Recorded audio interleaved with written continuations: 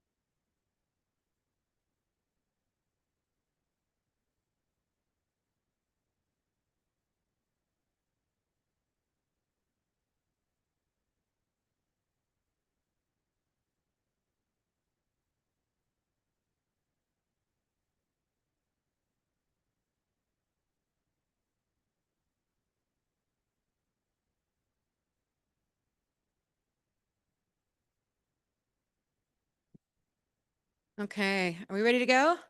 It is 6 o'clock and it is Cinco de Mayo. And this is a regular meeting of City Council. And with that, the Pledge of Allegiance.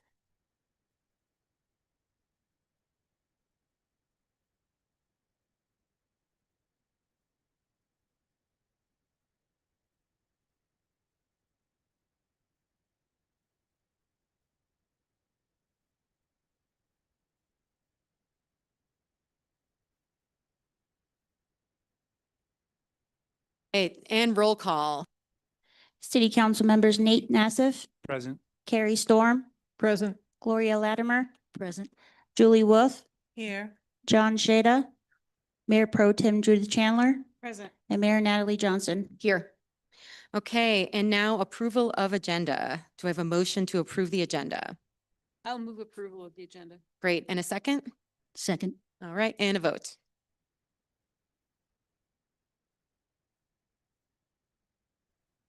Motion carries unanimously.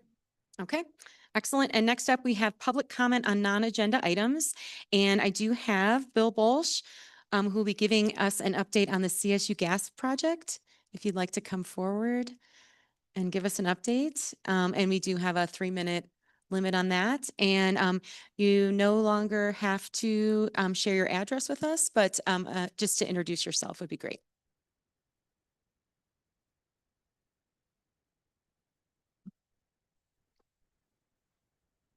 Good evening, Mayor Johnson, council members. My name is Bill Balch. I'm with Colorado Springs Utilities. Excuse me. And I'm coming before you tonight to advise you, actually for 2 reasons. One, to advise you of an upcoming project. The second, to advise you of an upcoming community meeting to discuss that project. So the first thing is that we're going to be doing, starting on Monday, the 11th, a natural gas replacement project along Waltham Avenue. Okay. Anticipated to take 45 to 60 days. And it's just part of our normal course of maintenance, reliability, and safety. The second thing is a community meeting we will be hosting in this room this coming Thursday, starting at 5:30. Trying to get the word out to interested community members, residents, and people that may have information they want to get as far as parking, other things regarding the project. So that's really all I'm here to do. Excellent. Well, that's a big deal. So we will get that out. Thank you. Thank you. Bill, Sorry. Bill, is this community meeting specifically it's just for the Waltham project? Correct. Okay, just want to make sure everybody knows, because some people will think Ruxton, so. Okay, no. So okay, No, this is specifically for the gas project along pardon me, along Waltham Avenue that starts on Monday, the 11th. Thank you. Mayor, is this appropriate for questions to Bill? Sure, I think because this is, yeah, Okay. particular. Bill, could you say what's going to happen on Waltham and if the road's closed, one lane closed? I mean, it's pretty much a one-lane road to begin with. It's pretty much a one-lane road. It's narrow. Our anticipation at this point is that we're going to perform the work by boring, so it's not going to be an open cut. And we're just going to replace the line starting about address 103 Walton and going, is that west or north towards And- Manitou Avenue? Okay, and you'll go section by section then? We will go section by section, anticipating that it'll, like I say, it's by boring. These are pretty common, typical things that we do. As I mentioned, it's anticipated to take about 45 days. We will be working from 8 to 5, Monday through Friday. And the goal here, we've already sent out door hangers, communications, emails to the residents of Waltham to let them know this project was coming. And so our goal on Thursday night is just to talk to them, find out what concerns they may have, what questions they may have, and see what we can do to answer that. And this Thursday, 5:30? 5:30 in this room right here. But you've already identified the residents on Waltham and Yes. And will it affect parking? Will cars still be able to park up there? Our anticipation at this time is they'll be able to park in the unaffected areas, but that the areas in which the equipment, the boring machine is moving through, we're taking steps to make other arrangements for parking for those residents. Can you be more specific? What kind of steps? We're trying to find off-site parking. Oh. We're talking to several different. So or is the city gonna offer those people an opportunity to park in the city lots while there's reduced parking on a street that already has insufficient parking? Yeah, we're looking at different places that they could park. We're talking to a couple of the businesses up there to see, to see if there's a chance that they could have parking there. But if not, then we're looking at around Soda Springs Park and other areas where they can park during this time. So yes, Oh, so you'll approach the castle and ask. yeah, Mhm. yeah. Thank We're you. trying to keep it as close as possible to the neighborhood and the houses to make it as convenient Yeah. for the residents as possible. But And the given the metro- nature of it, yes, some of the parking will be affected as we're going through that section. and the Metro District, of course, has has a parking lot there that I believe they have reached out to. this will be good for 10 years, did you say? Or how often do you need to repeat this process? Well, this is a steel pipe, so it's about 55 years old currently. So it'll be replaced with more current. Okay, So no, it won't be every 10 years. The anticipation is it'll last much longer than that. Excellent. Thank you for coming. Appreciate Thank it. you. Do we have any other non-agenda items? Is there anyone virtual? Okay. Next up, we have the consent calendar. We just have one item on the consent calendar, and that is the April 21st, 2026 City Council minutes. Do I have a motion to approve that item? so moved. Great. And a second? Second. Okay, and a vote.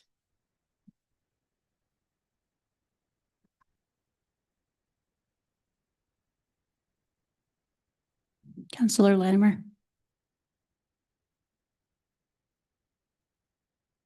Motion carries unanimously. Okay, thank you. Next up, we do have a couple, we have two proclamations to read tonight. The first one I will be reading, and that is proclamation number 0526, a proclamation declaring support for community action against human trafficking.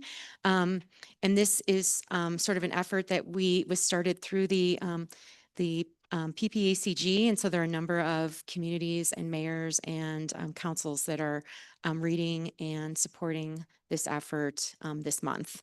And so with that, I will read the proclamation declaring support for community action against human trafficking. Whereas the city of Manitou Springs recognizes the urgent need to raise public awareness about the dangers and realities of human trafficking. And whereas the Manitou Springs City Council and staff are committed to education, prevention, and survivor support through coordinated community initiatives. Whereas transportation systems are uniquely positioned to identify and respond to potential trafficking situations due to their daily interaction with diverse community members. And now therefore be it resolved that the city of Manitou Springs, Colorado hereby encourages the development and launch of a public awareness campaign across southern Colorado to educate residents about the signs of human trafficking, available resources, and ways to report concerns. And campaign materials may include posters, digital media, and participation at community events. Messaging will emphasize compassion, vigilance, and community responsibility. Be it further resolved that the council encourages transportation providers to implement employee training programs to help drivers, dispatchers, and staff to recognize indicators of human trafficking and respond appropriately. And be it further resolved that the council supports ongoing collaboration and relationships between elected officials, representatives, and stakeholders who are working on human trafficking issues within their communities. And be it finally resolved that the city of Manitou Springs, Colorado affirms its commitment to safeguarding the dignity, safety, and freedom of all individuals through the region, done this 5th day of May, 2026 at Manitou Springs, Colorado. And do I have a motion to approve this proclamation? Mayor, we don't need a motion. Excellent, thank you. Sorry, getting overly excited here. Next up, we have proclamation number 0626, a proclamation recognizing May as Historic Preservation Month. And Mayor Pro Tem, if you would read that for us. I'm happy to read proclamation number 0626 into the record, Historic Preservation Month. Whereas the month of May is celebrated nationally as National Preservation Month, and it is celebrated by the state of Colorado as Archaeology and Historic Preservation Month. And whereas the United States will mark this year the 250th anniversary of the Declaration of Independence, and whereas the state of Colorado will mark this year the 150th anniversary of our entrance into the Union. As the centennial state, Colorado is the only state who will observe twin anniversaries, our sesquicentennial. And whereas the city of Manitou Springs, 3 national register districts, 16 sub-districts, 10 individually listed national register sites, and numerous other special places within our local historic preservation district matter to our citizens and visitors. And whereas it is important to celebrate the city's natural and built environments and the contributions made by dedicated citizens in preserving our surroundings, which gives the community its unique sense of place and identity. And whereas a celebration of Historic Preservation Month gives us the opportunity to publicly recognize the participation and dedication of the members of the Manitou Springs Historic Preservation Commission, who have contributed their time and expertise to the preservation of the Manitou Springs Local Historic Preservation District. And whereas it is important to celebrate the city's natural and built environments and the contributions made by dedicated citizens in preserving and maintaining the local historic preservation district, which gives the community its unique sense of place and identity. And now, therefore, be it resolved that the month of May 2026 shall be observed in the city of Manitou Springs as Archaeology and Historic Preservation Month in conjunction with a celebration of National Preservation Month, and Manitou Springs citizens are called upon to take the following actions. Hike our local trails with family and friends, enjoying the beautiful scenery and views of our community that have been largely unchanged for 100+ years. Discuss the history of Manitou's first residents, the Mountain Ute tribe, and the other Native American tribes historically found in this area. Walk with family and friends within the city, looking for heritage plants brought in by early settlers, such as lilacs, found to be well suited to our environment, and historic homes, downtown buildings, and mineral springs to experience and learn more about the community we live in. Appreciate our historic sites and environment and the people who work to preserve them, so they are here for us all to experience and enjoy. and recognize historic preservation as a core community value that provides both a tangible benefit to the local economy and a richness of spirit to the city of Manitou Springs. Adopted this 5th day of May, 2026 in the city of Manitou Springs, El Paso County, Colorado. Thank you. Excellent. Thank you. And I'm actually going to steal that back from you. So I need to sign it. All right. Great. Okay. Next up, we have the second reading and public hearing for ordinance number 0526, an ordinance adding chapter 12.40 to the Manitou Springs Municipal Code prohibiting unpermitted construction or grading work. And Ben, thank you for being here today. This is a second reading. We've discussed this multiple times, but I don't know if you want to just do a really quick synopsis so that anyone in the audience that might like to speak to this would be familiar with it enough to participate when I open that up. Yeah, happy to. Since there were no additions since the last reading, remains completely unchanged from the last reading. The only other addition is the following resolution for the fees that are associated with this memorandum. So basically the purpose of this whole unpermitted work ordinance is for the city staff to be able to hold contractors accountable and folks accountable who perform unpermitted grading work within the city underneath our code, and then unpermitted work within the right of way that adversely affects the right of way, the drainage systems, the street systems. We just needed a stronger mechanism to be able to help enforce some of that stuff. And with the whole intent behind this is engagement first to try to get compliance, and then this would be the second step after this. Excellent. Any questions for Ben before I open the hearing? Okay, excellent. All right. If you just want to remain seated just in case. All right. With that, the hearing is opened. Would anyone like to comment on this resolution? I don't know. I'm just reading resolution. Oh, for the fee schedule, the ordinance. Would anyone like to comment on this ordinance? And do we have anyone online? Okay. With that, we close the hearing. And do I have, let's see, I'm trying to read the. So should we do two different votes, one for the ordinance and then one for the fee schedule? Okay.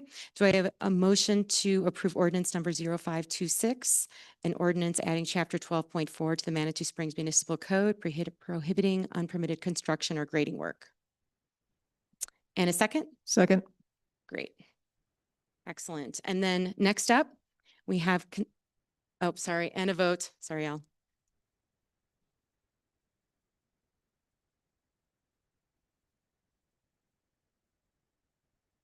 Motion carries unanimously.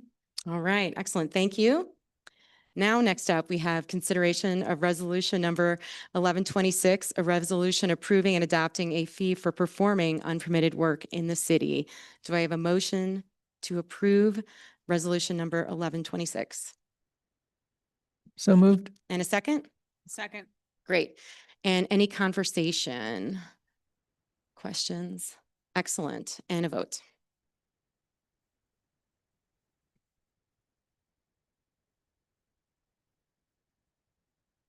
Motion carries unanimously. Excellent. Thank you. All right. Next up, thank you, Ben. I appreciate it. Thank you, Council. Okay, next up, we are going to be discussing Bill Bauer's open space. And Jillian, are you available to introduce this item for us? Thank you. Thank you.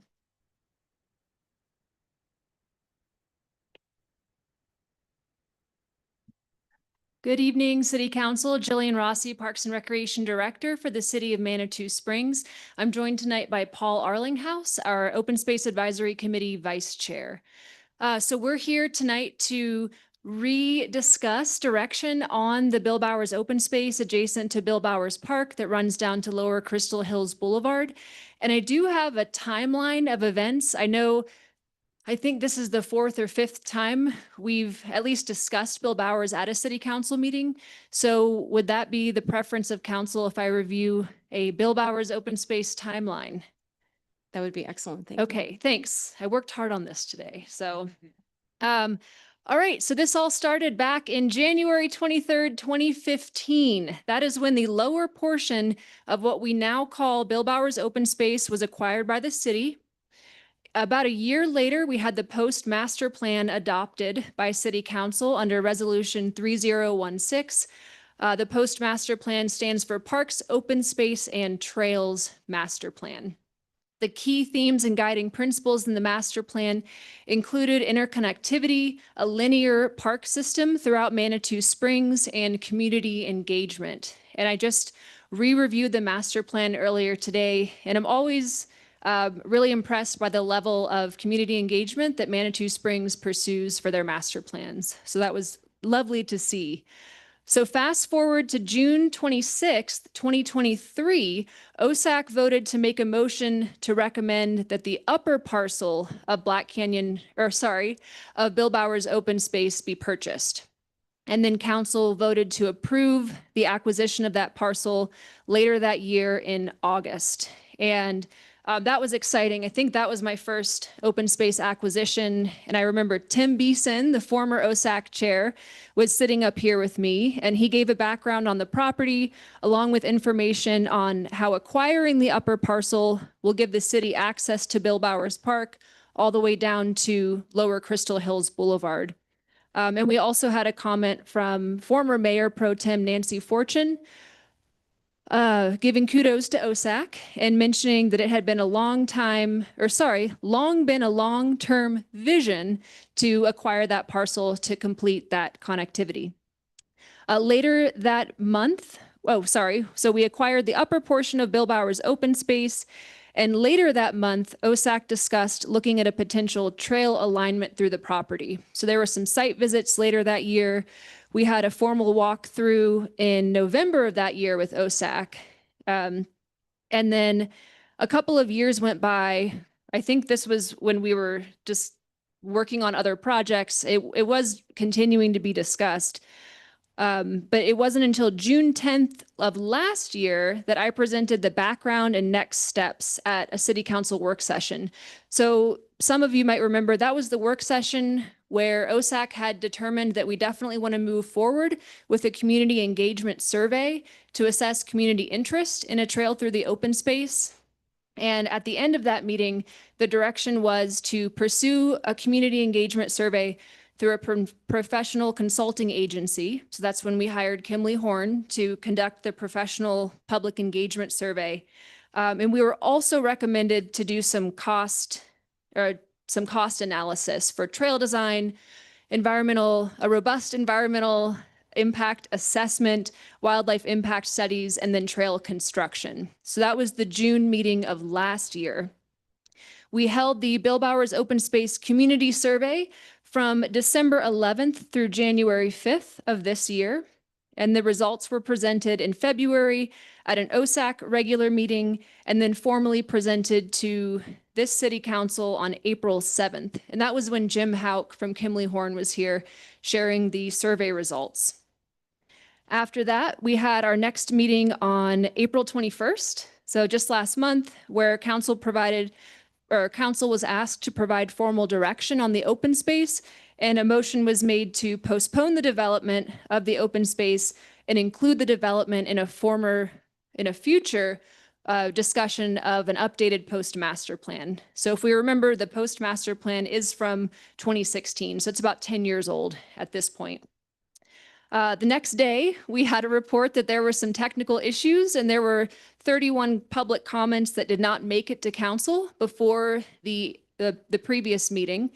So it was determined that the item would be revisited tonight. So fast forward to right now, we are looking again for formal direction for the future of Bill Bowers Open Space. And I know we've received dozens of additional public comments between April 21st and today. And I was able to read through all of them, which was great. So that's where we're at, council, looking for direction. Okay. Do we have any questions for Jillian before we begin discussion? Go ahead, John. Yeah, Jillian, did you do any analysis of all these comments that coming in terms of pro and con? There's a lot of pros and cons. So I did read, And just trying to put each one of those comments into a particular bucket that would be somewhat matching the survey. Did we do any analysis like that? there was no formal analysis done on the public Of all these comments. comments that have been coming in the last 2 weeks? right? Correct, to my knowledge. Okay, thank you. Mhm. That's all. And John, I did create a pro and con list, which doesn't necessarily correlate to the survey, but I think could address potentially your question. Any other questions? Okay, would you like me to read through the pro and con list? I guess I just was wondering how these comments we would merge them into our decision-making, given the survey grid.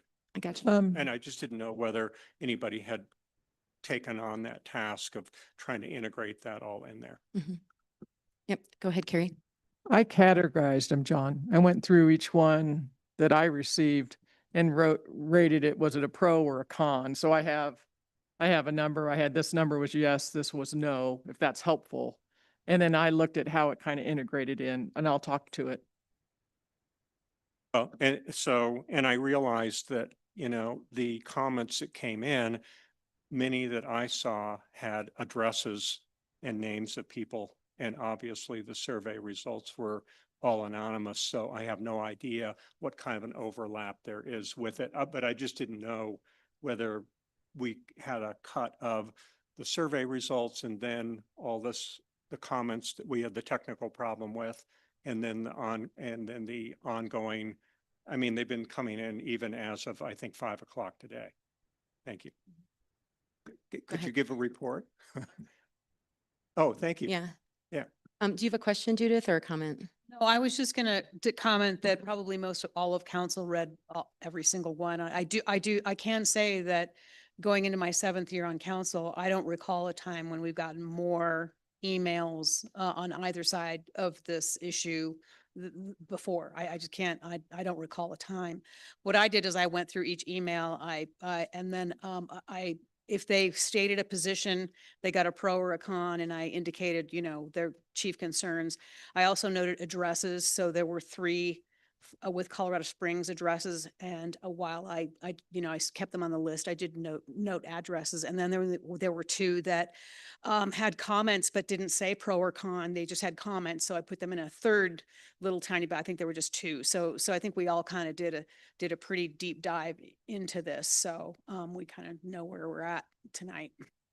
Okay, and Carrie, if you would like to share your. No pressure. Okay, so my analysis also includes the emails I got that might not have gone to council, the people that stopped me in the grocery store, because this is my ward. So I think I might have gotten maybe more messages. I don't know if I got more, if I got less. I did a little thing with names, 2 pages, including the 2 people we just got at 5 o'clock. I had essentially 43 no's and 48 yeses or in favor. So I'm guessing that most likely these people participated in the survey, especially from my area. But if they didn't, then let's look at the survey. First of all, boards and organizations weighing in that we received emails about. The Manitou Springs Mobility and Parking Board was 4. Open Space Advisory Committee was 4. Move away, I'm gonna take my mask off so I can breathe. Sorry. Parks and Rec Advisory Board was a pro.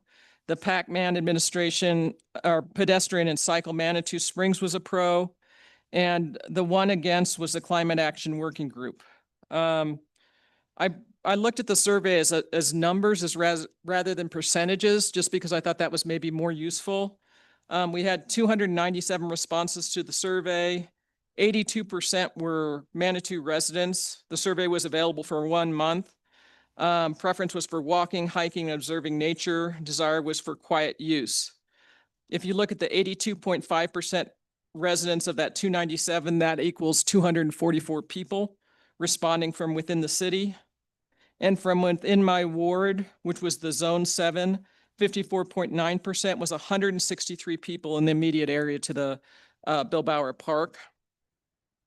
Of the Manitou residents, 187 people from Manitou said yes to the development of Bill Bauer Park Trail. 91 people in the immediate area would be yes. 76 people in the city said no, with 52 people in the immediate area saying no. So it's about, half are no's compared to the yeses. The question, if the trail is developed, how likely are you to use it? I broke that into numbers instead of percentages. With the city only, 146 were very likely to use the trail. 46 were somewhat likely to use the trail. 26 were neutral. 78 were unlikely. I know that Judith and Julie, you liked combining neutral with unlikely in your comments, so I'll do that. But I'm also going to include neutral with positive because I think neutral's neutral. So if you can combine very likely, somewhat likely, and neutral, you get 218 versus neutral and unlikely, which is 104. So, it's a big difference, 50%, 100% more rather. In the immediate area, which is in my ward, 87 people were very likely, 17 were somewhat likely, 12 were neutral, 47 were unlikely. So 116 fell in the very likely, somewhat likely, and neutral. 59 were neutral and unlikely. Those are the numbers I pulled together. Thank you. Okay. Any other questions or comments before? Sure. Yeah, I think we just need to, get some thoughts out. Yeah, I'm prepared to just 4 bullet points I'll share. Normally I don't read from the notebook, but tonight I did jot down some notes that I wanted to share.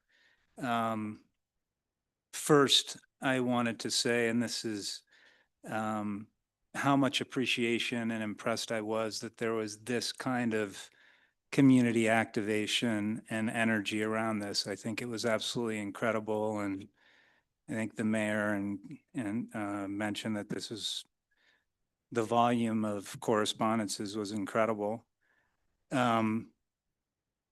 As I read through all of these correspondences, at the heart of it, at the heart of the opposition, were environmental concerns. And so I've asked the question on several occasions, how or why weren't the environmental concerns addressed very early on? So when I hear the timeline over 10 years and the remarkable amount of effort that's gone into the analysis, the very core of the opposition are all environmentally related, in my view, in my assessment. And so I'd be supportive, I think, as the conversation emerges, on doing a robust environmental assessment to address all of the concerns around the potential environmental impact.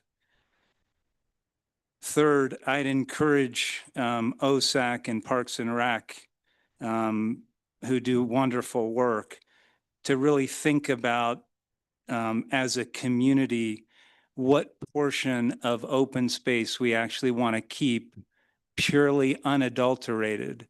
And so when we contemplate 3 years out in our community, what does that ratio look like? I don't know that today, and I'd use a conceptual equivalent that I think as a community we've been very intentional about when we think about our sacred 3 square miles in terms of the area and historic structures in the community, which I think is about 500 acres out of that 3 square miles. So if you apply that to open space, you come up 30,000 feet. We look at our sacred community, how many parcels are just purely unadulterated. And then last, I was debating on whether to call out specific because there's been so much wonderful input around this, but I did want to pay special thanks to Becky Elder of the Climate Action Working Group. I think her perspectives are invaluable, not only in terms of her voice, perspectives, and subject matter expertise on the natural environment, but also the thousands of hours that she spends volunteering. Thank you.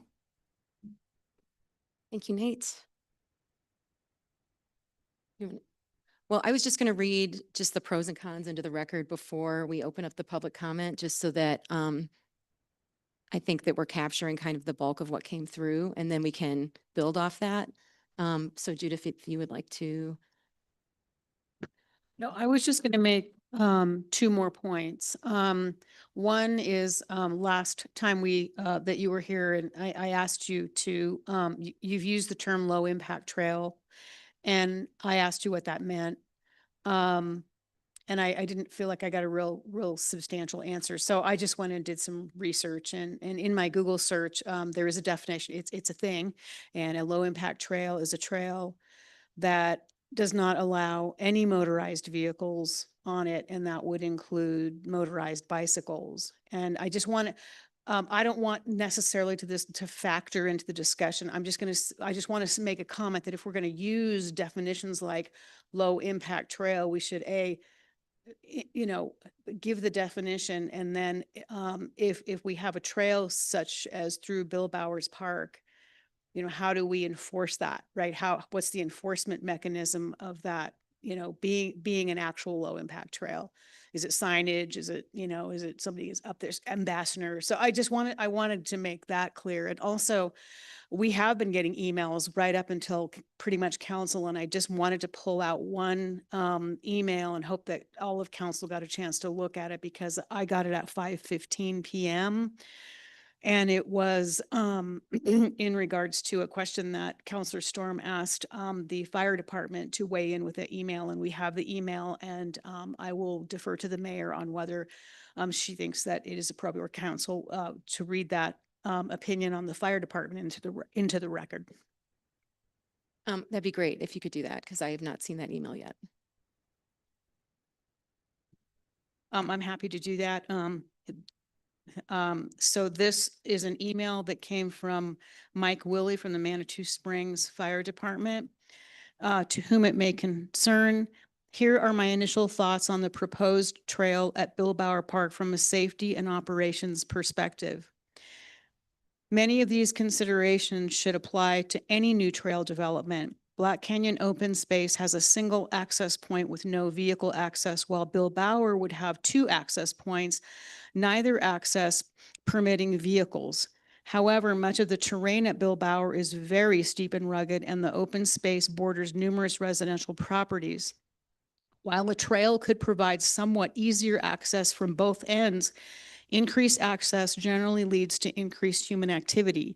This in turn raises the likelihood of unintended consequences such as accidental fire starts, or additional medical incidents requiring response. From a wildlife suppression standpoint, it is unclear whether a trail would be a net benefit. Depending on its alignment, it could offer limited access for crews, but it may also introduce new ignition risks or complicate response efforts, particularly if a fire starts near a private property and spreads into the area. In terms of mitigation, the steep terrain and limited access would likely restrict operations to hand crews.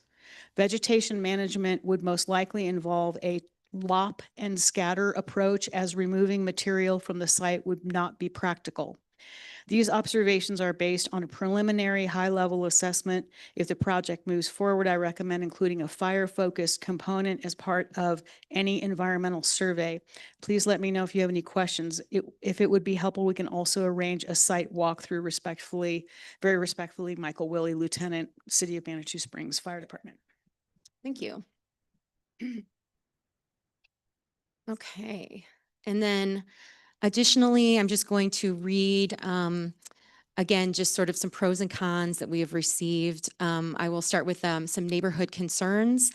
We've received a number of concerns for the environment, wildlife, especially birds, parking concerns, where would folks hiking the trail park, noise, homelessness and crime, fire and fire mitigation, bikes, homes adjacent to the property. I believe there's only one home that was adjacent to the property that is in favor of the project.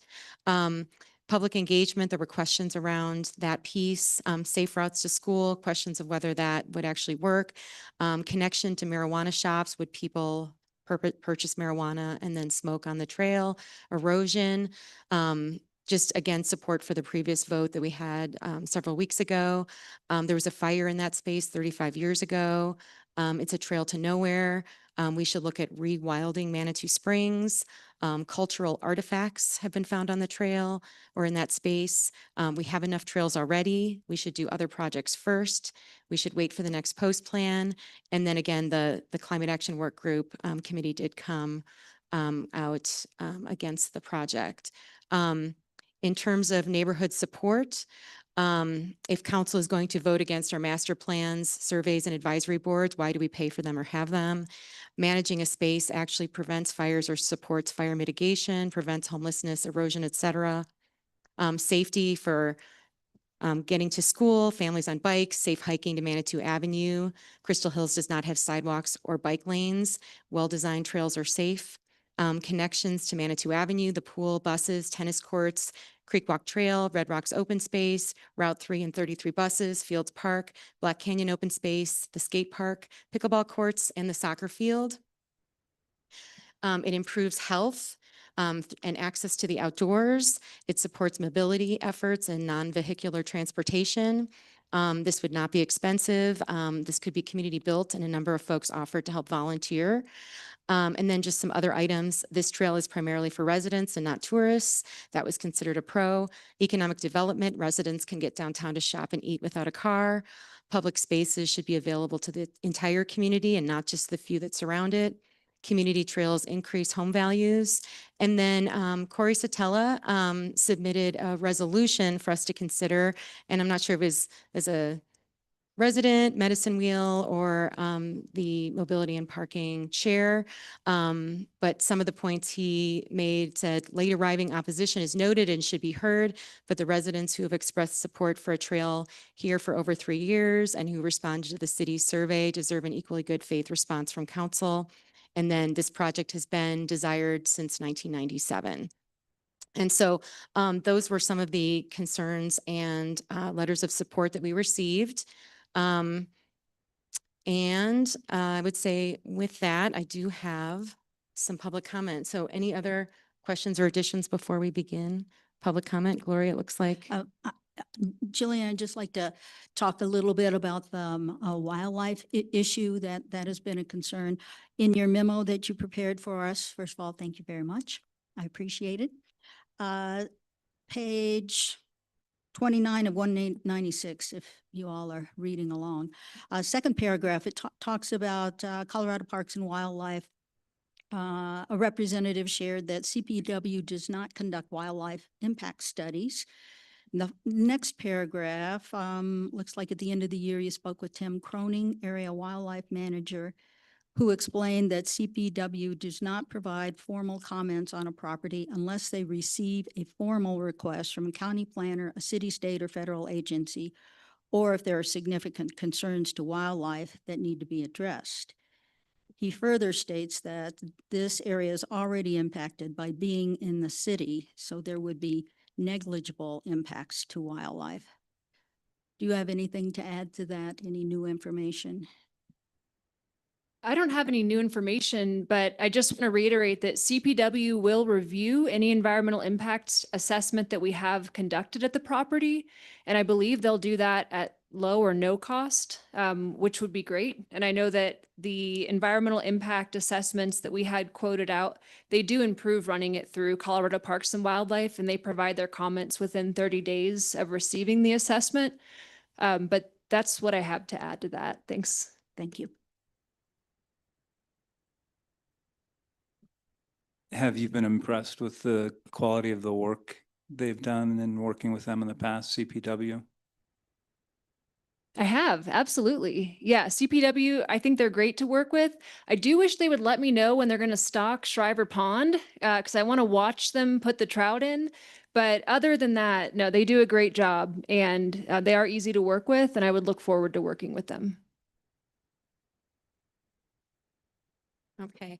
And then, you know, since the direction that we've been given tonight in terms of what we're actually going to be voting on, we have multiple options. And so I was sort of trying to put some options together just so we're aware. So we could vote as a council to abandon the project. We could vote to include it in the next post plan, as we voted earlier. We could move forward with the request for a wildlife impact study or some form of environmental study, or we could just say move forward with the project as is. So those were 4 I came up with. I'm sure there are additional ones as well that we could consider, but I just wanted to put several on the table for our consideration. So just so that we're aware of that. Okay. Okay. All right. Thank you. I'm going to open it up to public comment. Thank you. Yeah. Thank you. First up, we have Neil Minch. Neil, if you'd like to come forward. And we have 3 minutes, and you do not need to state your address, although in this particular case, you may want to. You don't need to. No, it's all right. Is that close enough? Okay, so I just want to summarize a few of the points I have made previously. I'll start with the impact to wildlife, and I did an analysis using eBird, which is a resource used actually across the world. And of the 104 species we've observed at our house, 24 have not been observed in Manitou. There's already safe access to the creek walk into town, which is the access I use. And I described that route. I understand walking down Crystal Hills Boulevard, even parts of Crystal Park Road are scary. I get that. That's why I take the route I take. Listen to the immediate neighborhood, and immediate, in my view, is not Ward 7. It's the area bordering the canyon. And just to update a figure, Natalie, is actually 3 people adjacent to the canyon who are in favor. 2 of them had sent in comments. But it is a ratio of 9-to-1 against. And I feel that with that kind of differential, it warrants a higher sort of a weighting than the community as a whole. Whatever happens, should an effort be made on the easement, I would certainly let the owner know, who lives in the neighborhood, understand what the feelings are of the neighbors as part of their decision process. Fire mitigation, I think actually the memo Councillor Chandler read summed it up, but let's not also forget that in the 2026 budget, there was a fire mitigation fund established, which I'm assuming some of that would be used not just for this piece of space, but there's numerous spaces across the city that probably need a bit of cleaning up. Something which I wanted to clarify, because I now understand more. I understand now that this was a proposed plan in the 2016 post plan, and with Gillian's help, I was able to find this on the map. I expect very few people have looked at it. I certainly hadn't. I also looked at all the agendas and minutes from 2023 3, and I couldn't really find mention of Bill Bowers. I found, the motions to buy the land and so forth, but there wasn't really commentary. So it did come as a bit of a surprise, though I probably wouldn't have been paying much attention in all fairness. And I did see in the August 8th City Council, packet, it was stated that acquiring that parcel of land, there's the potential for a trail to be developed. In that post plan, there's other trails I noticed around in the neighborhood. I would expect they would encounter some of the same immediate community resistance as we've seen here. And any future post plan revision, I feel, needs greater consideration of nature and wildlife. So I think I just leave it at that. So I'm just asking, leave the canyon undeveloped. Let's keep it natural and wild, and use the monies for something else. That's it. Thank you. Thank you. Okay, next, Corey Satella.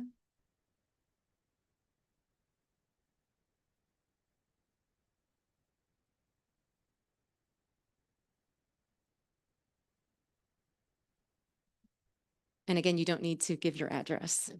Okay, thank you. I am Corey Satella. Thank you, Mayor Johnson and Council, for the opportunity to speak. As noted, I am the chair of the Mobility and Parking Board. I'm not speaking on behalf of the board this evening, but you have received the letter from the Mobility and Parking Board. And I actually would like to point out, I think there is an error in that letter. It says that Bill Bowers trail connection is specifically called out in the post plan, and that's not accurate. It was envisioned in the post plan that a connection to Crystal Hills would exist, but not specifically through Bill Bowers, because that connection wasn't known at that time. I also would like to clarify and apologize for my mistake in the proposed resolution that I sent. I misunderstood the position of the Climate Action Working Group, and so I think you have received the proposal for the revision that removes the reference to that, and apologize for my oversight on that. You're well aware.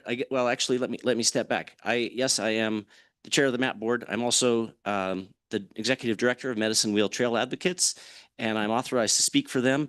I'm speaking more today as a resident, taxpayer, voter, current Manny Award holder, and former Carnival King. And a community member. And what I really wanted to do today was, and what I've been doing in the last week, is to try to draw a focus over the things that really do bind us together on this issue. Obviously, I'm in favor of the trail. I think it's irreplaceable as an important mobility connection and can provide some recreational amenities. But I think what we all care about in Manitou are these we're all here because we want this connection to nature and these wild spaces. And so that's why I've made the proposal that we would immediately engage with CPW. Although they don't see an acute wildlife risk, they will, for free, if we ask them, they will come in and do an overview assessment, not a detailed environmental assessment, but they will provide a wildlife assessment looking at the property, and that would be done at no charge. All we have to do is ask for that. So my recommendation is that we move forward with that before we would allocate funding to do an expensive environmental impact study. The other thing that's really clearly important to all of us residents is wildfire risk. And so I'm glad to hear that we've got the assessment from the fire chief. I can see some opportunities for mitigation in there. I don't agree with the conclusion that we are increasing risk by activating that space and having people in there. We've seen time and time again that by bringing people into a space like this, it reduces illegal camping and some of those illegal activities. The other thing I think is a really important shared value for us is that we have this wonderful asset that is the OSAC fund, and we've got a lot of flexibility in what we can do with that, especially, you compare it to the TOPS fund in Colorado Springs, that's very restrictive. We've got a lot of flexibility with what we can do with OSAC funding, and I think it is important that we reserve that primarily for acquisition of new open spaces so that they can be used to the benefit of Manitou. So I'm not proposing that we spend a lot of money on this, but I have provided a pathway for a community-led and volunteer-led effort to respect the wishes that were brought forward in the community survey. I really would be resistant to waiting for an update to the post plan, which will be expensive and maybe coming at some time. We've got an opportunity to have our community move forward with this in a way that respects the values that we all share. So thank you very much for your consideration. Thank you, Corey. Okay, next up we have Robin, and I unfortunately cannot read. It's okay. Batillion. Awesome, Batillion.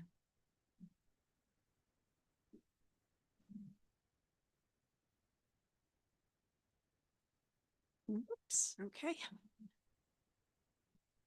I'm Robin Boutillier and I live on Becker's Lane. And one of the reasons I decided to engage with the City of Manitou is the Bill Bauer Open Space Survey that I filled out.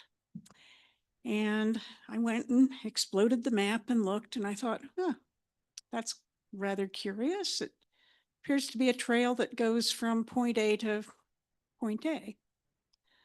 So I thought, well, what is this a good idea? And so I actually went up and looked.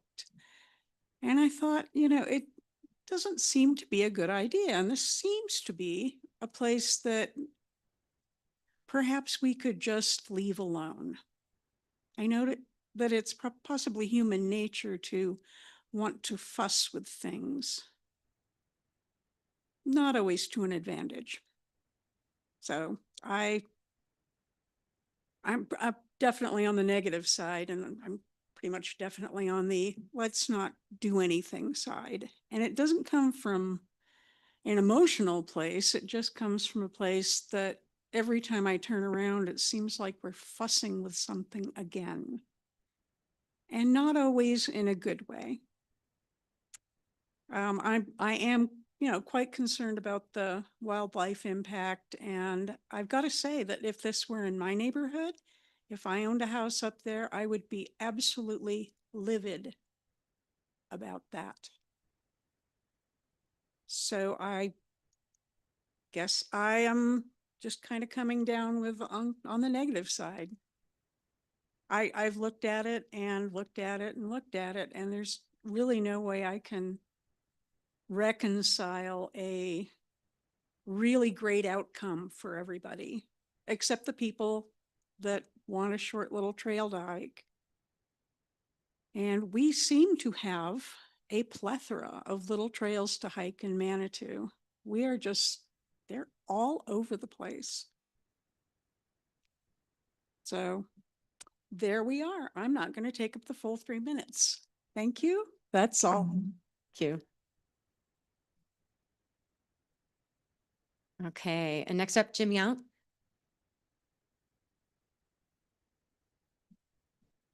Thank you. Hi, thank you for the opportunity to speak. I've been a Manitou resident for 28 years, and I live about a 2-minute walk from Bill Bowers Park. And my kids, who are now adults, raised them. They spent their time as children playing in that park and playing on the social trail that's in the gully and on the parcels that we speak of. Sorry. Yeah, sorry. I was stating that we raised my children here and they used that park. They played in that park all the time. They played on the social trail that's on the parcels that are that we're talking about tonight. And as far as like a wildlife impact, if screaming children don't drive off the wildlife, and trust me, they don't, because the wildlife use that corridor as well. And the fact that there's houses and roads and construction staging area, that parcel, the lower parcel, was used as for a long time. It's an urban interface, and wildlife there is used to human interaction, and they will continue to be used to human interaction. Of the 28 years that I've lived in Manitou, about half that time I was involved with OSAC, both as just a regular member and various offices, including chair. And one of the things that is critically important in terms of OSAC's vision, long-term, and not just OSAC's vision, the public's vision. And speaking of these parcels, this goes back 30 years, not just 10. This goes back to the original open space plan from 97. Neighborhood connections are critical to the public's outlook of what we should be using OSAC funds for. And we actually have fallen behind in terms of creating those neighborhood connections. And people, you hear people say, well, it's a trail to nowhere. It doesn't serve any purpose. It very much serves a purpose to connect that neighborhood to Manitou Avenue and to the Creek Walk Trail and to the other amenities that are directly off of Manitou Avenue. And that's exactly what, when I was on OSAC, we would strive to purchase parcels that serve that purpose to allow us to have that connection. And one of the things, again, we spent a lot of time, a lot of money, a lot of subject matter expert time over those 30 years. And the one thing that has not changed in that 30 years from the 1997 open space plan to the 2016 open space plan to the survey that you conducted is public support for a trail corridor as a neighborhood connector across these parcels. It was in the original open space plan. And those open space parcels that we've purchased had a low value in that plan of a rating of 4 out of a 1 to 4 rating. And the reason they were on there as a specific item for pursuit in that original open space plan was because of a trail corridor. And so that trail appears on the 97 plan. It appears in the 2016 plan. And again, it's specifically called out as a key trail corridor. So I would just simply ask that you honor the public input. Again, a ton of time, a ton of public input. And you're right, we very actively pursue public input through these methods, through these public processes. And we have great support from the public in that activity. And all of these things that we're asking questions about are addressed through that process. Ecological impact, wildlife impact, neighbor impact, trail impact. All of these things are discussed. They're all put together. All of those inputs are taken as a whole, and the plan is generated, and it doesn't appear in a vacuum, right? And we consistently, over the last 30 years, see support for this. And this is, Corey mentioned not spending OSAC funds, but the OSAC funds are there to drive forward the master plans that are generated. And this is on the master plan, and it's been on the master plan for 30 years, all the iterations. Thank you for your time. Okay, Sean, you're up.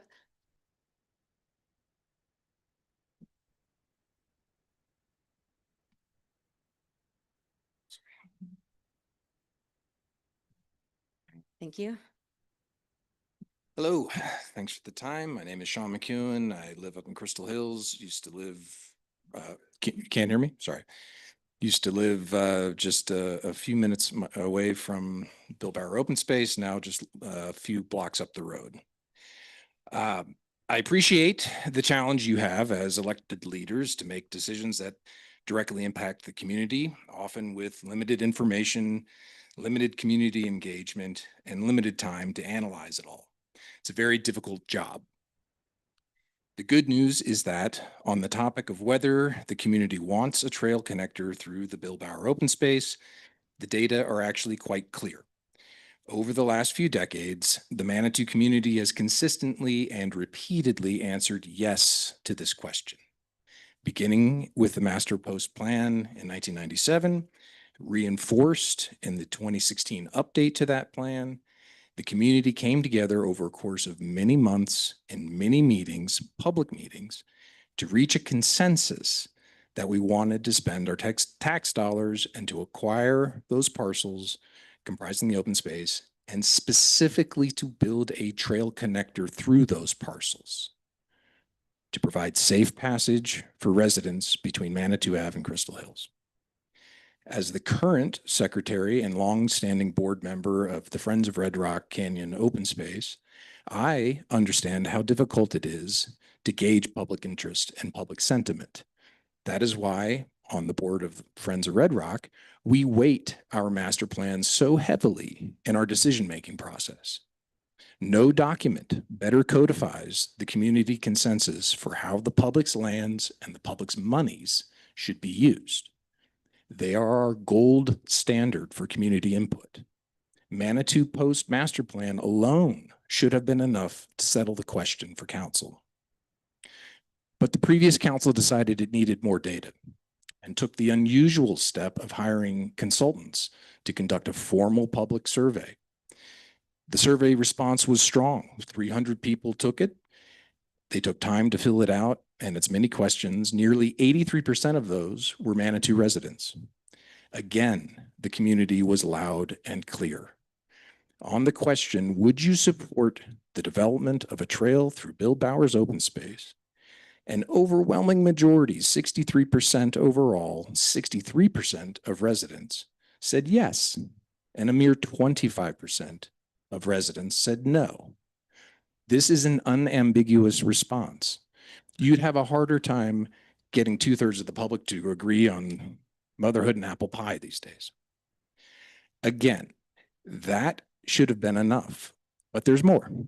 All three of the major community boards with stake in this question, OSAC, Parks and Rec, Parking and Mobility, each of which can reasonably be assumed to offer a representative community voice for their areas of expertise, they support the trails development on record.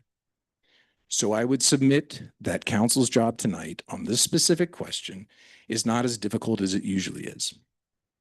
Please respect the democratic process of consensus building represented by the master plan, the strong majority of support in the public survey, and the clear voices of your advisory committees, and vote yes to move forward with the trail.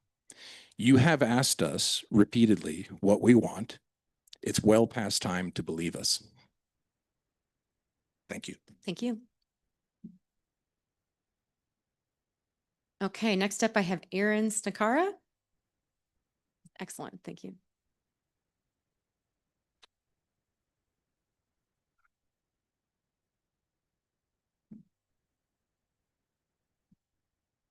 Hello, my name is Aaron Stunkard, and I know I'm not supposed to state my address, but it is applicable here because every single morning drinking my coffee, I look down on the Bill Bauer open space from my house on Mountain View Road.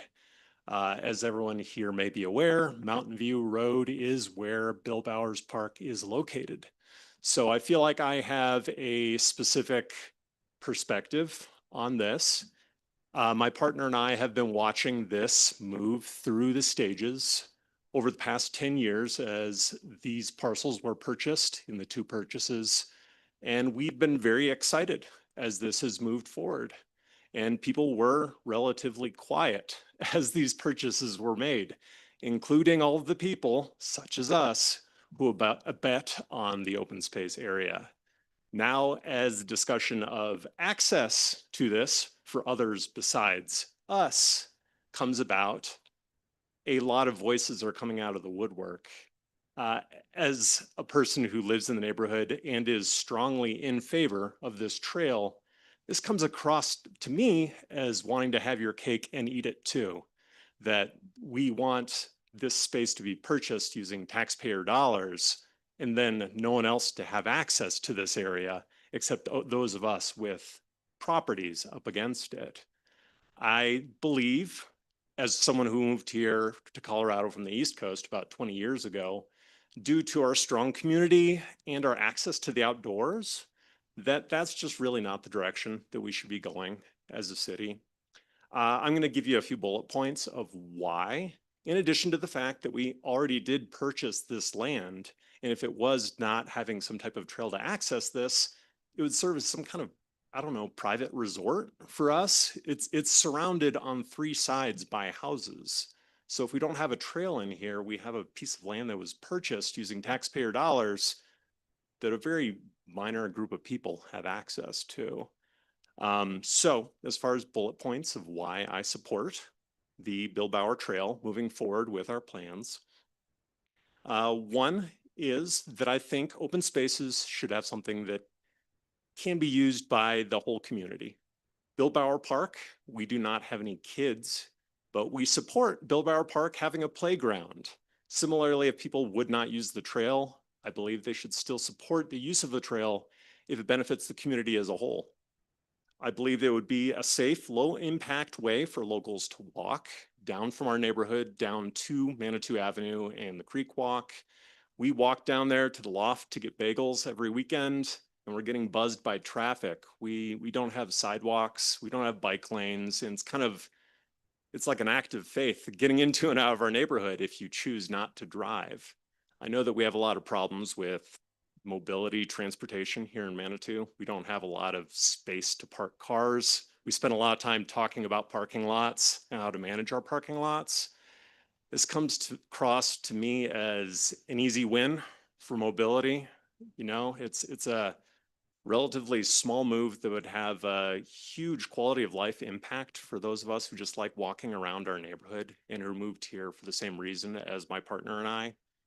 Additionally, I feel that it would have relatively low impact on us, the homeowners. On a map, it does look like we're smushed right up against this open space, right? But if you walk the road, Mountain View, above it, you'll notice that the houses are way above the trail. We're way closer to one another. We're way closer to the road than we would be to anyone who was walking on this trail. So I believe it would be relatively minimal impact on homeowners compared to what we're already having on each other, frankly. Finally, I believe it'd be a great way to engage the community. A lot of us, myself included, would love to provide labor, keeping costs down in the creation of this trail. I think it'd be a fun way to kind of build a little bit of sweat equity in something that is ours and a lot of us have been excited about. In closing, I believe this is a low cost but incredibly high value. Obviously, a lot of people really care about this way to invest in the Crystal Hills neighborhood. I urge the council and mayor to vote yes and to move forward on this project that we've been planning for a really long time. Thank you very much. Appreciate you having me. Thank you. All right, Jessica Wilson.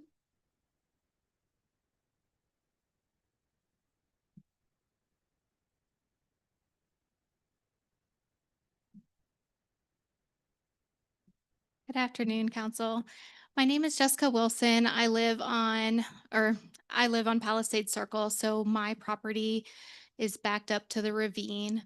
My kids play at Bill Bauer Park very frequently. I'm asking that you maintain your vote from last month, that you discontinue the development of the proposed trail. I have a few concerns which we've talked about tonight. The Bill Bauer open space, and the open space advisory committee. I would love to focus on the part that says open space, as one of the council members talked about last meeting. That area is one of the last remaining wildlife corridors that we have in Manitou, and I think that's very important to note. So the other concerns I have, of course, are the wildlife and environmental impact if there is increased human activity there, which will affect the fragile ecosystem and disrupt the wildlife that is there. Myself personally, we've lived there since 2019. I've seen bears, I've seen bobcats, I've seen mountain lions. There is a tremendous amount of wildlife that is in that ravine and is there frequent. And of course, we see deer daily. And that's one of the things that us in Crystal Hills, we love living there because of the wildlife we see. So I have a lot of concerns about that. Another concern I have is resources and the priority of those resources. Another issue that we have in the Crystal Hills neighborhood is sewer backups, quite frankly. I know a lot of our neighbors have sewer problems. So I have concerns about putting money towards things whenever we're having issues such as sewer backups in our neighborhood that happen quite frequently. So I would ask that we put our taxpayer dollars to something else to improve our aging infrastructure instead.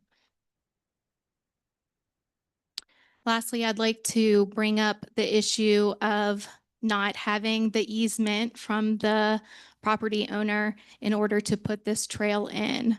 I think right now, this project is a non-starter. That problem has not been resolved yet. There is no easement. And if we don't have the easement to put in the trail, I don't understand why we're putting money towards this until that problem is solved. So I believe it's fiscally imprudent to move forward in any way, shape, or form until the easement problem is solved. So again, I'm requesting that you maintain your vote from last month, that you discontinue the development of the proposed trail. Thank you. Thank you. Okay, and this is the last one I have. Becky Elder. Becky?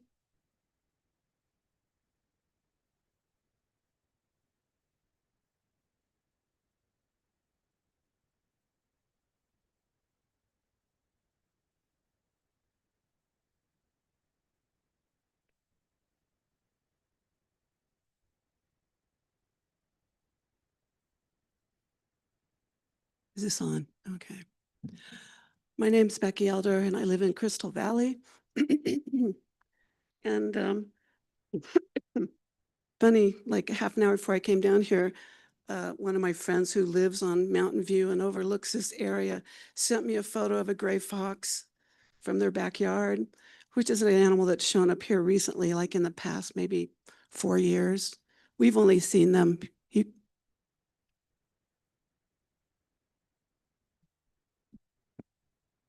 Move the mic closer.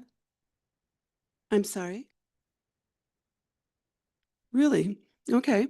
Well, I received a photo of a gray fox. Did you hear that? From someone who lives on Mountain View.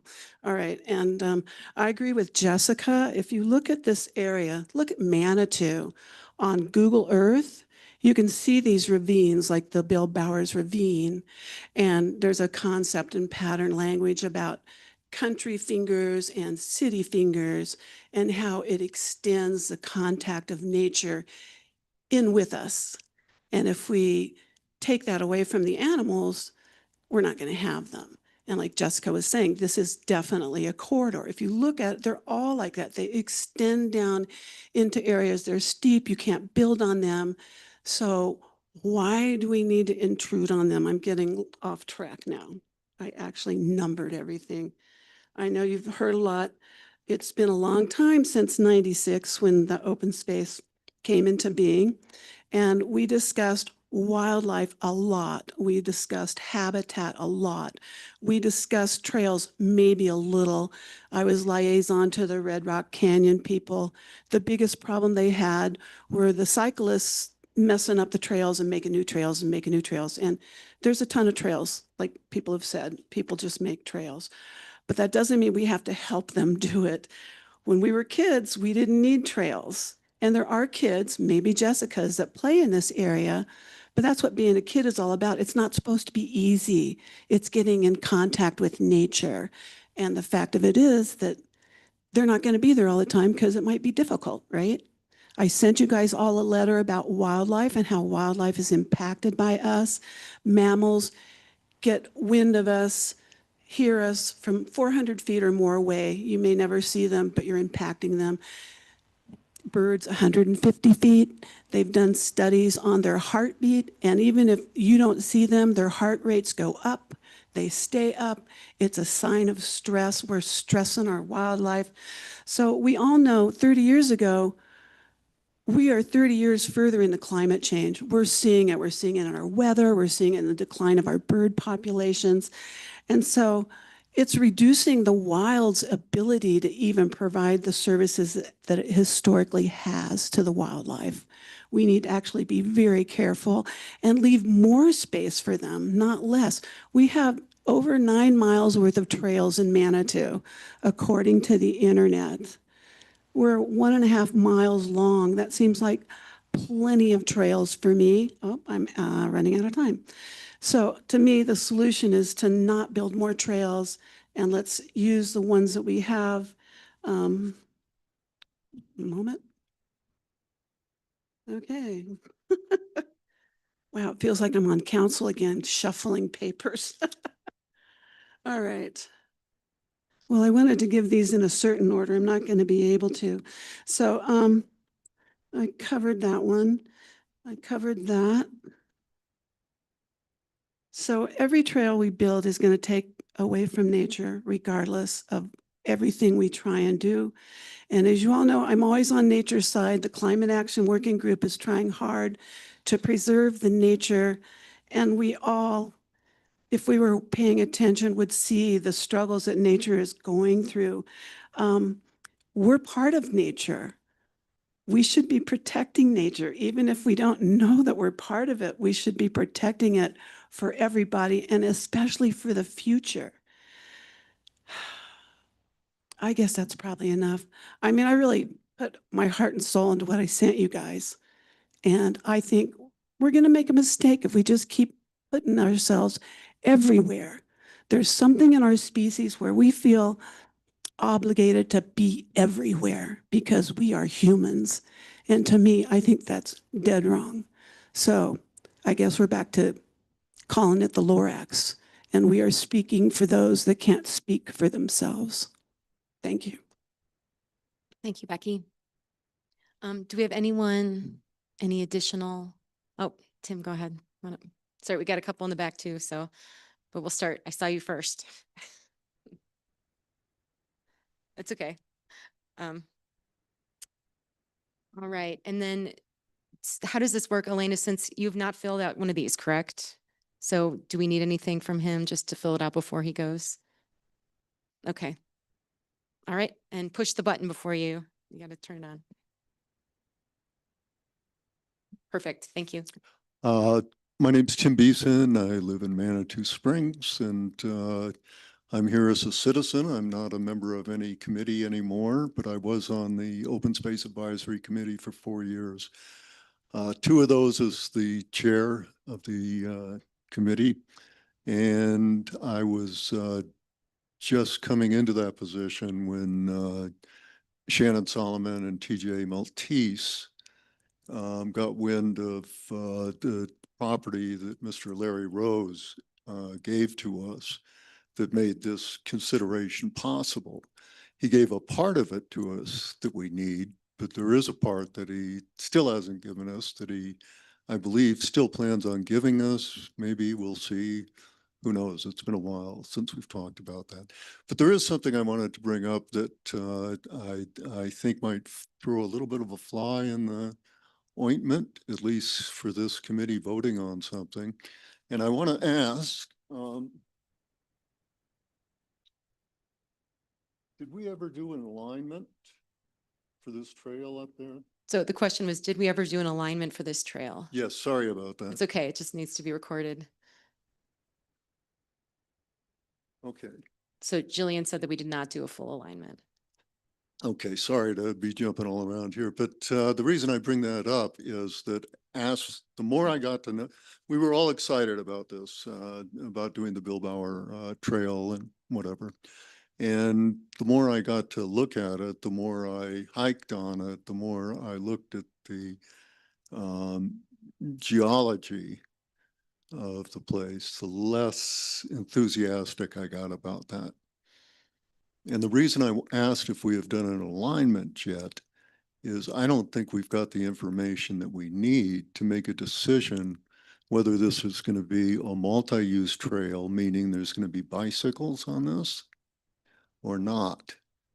And I don't think we will have that information until we have somebody professional and somebody unattached to this, somebody objective, to go back there and line out the trail. That's what an alignment is, to line out the trail so we can see what has to be done in order for this to go forward. My concern is that, again, we all wanted to do this as a multi-use trail. The more I looked at that properly, the less I felt like that was really feasible. Doing a multi-use trail, doing a bicycle trail up there requires a heck of a lot of dirt moving.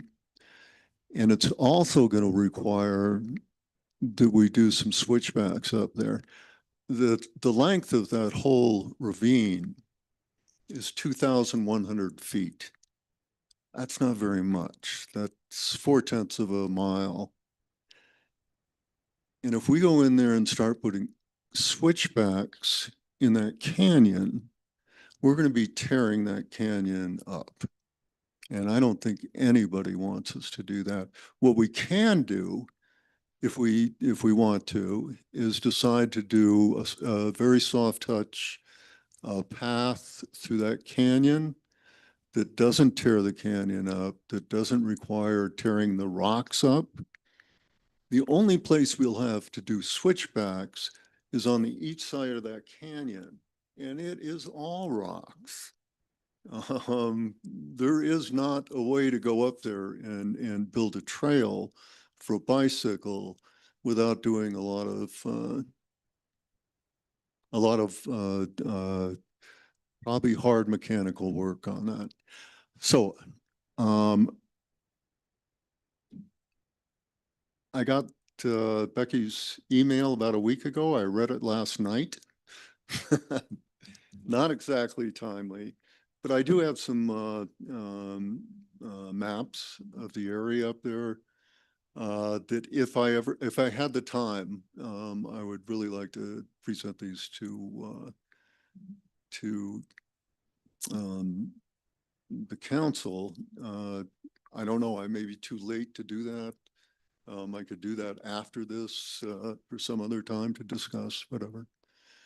I think, yeah, I still think you would start with OSAC or with Jillian, right? With the alignment, is that with the maps? I think. I'm sorry? I think that, so anyway, I think for the purposes of tonight's conversation, I think we have what we need, and then we'll work with you on the best way to share your maps and ideas. Okay, okay. But what we really need to do is get a trail builder out there. Somebody like, we had Carl Woody from Renfree, who had agreed to do this for nothing. And somehow we lost him in the fray this winter. But that's the kind of person we need to go out there and do an alignment on there. The one good thing about Carl and for Renfree, Rocky Mountain Field Institute, is that they do hand-built trails. So they're not going in there and looking at it as coming in there with heavy machinery from the start. And I guess that's the request I would make for council to consider, that we need to get that need to get that alignment done before we make a final decision on this. Certainly before we decide where the trail is going to go. Okay, thank you very much. All right, thank you. Okay, and then I think Sally and Linda, I think I saw Sally, or Linda?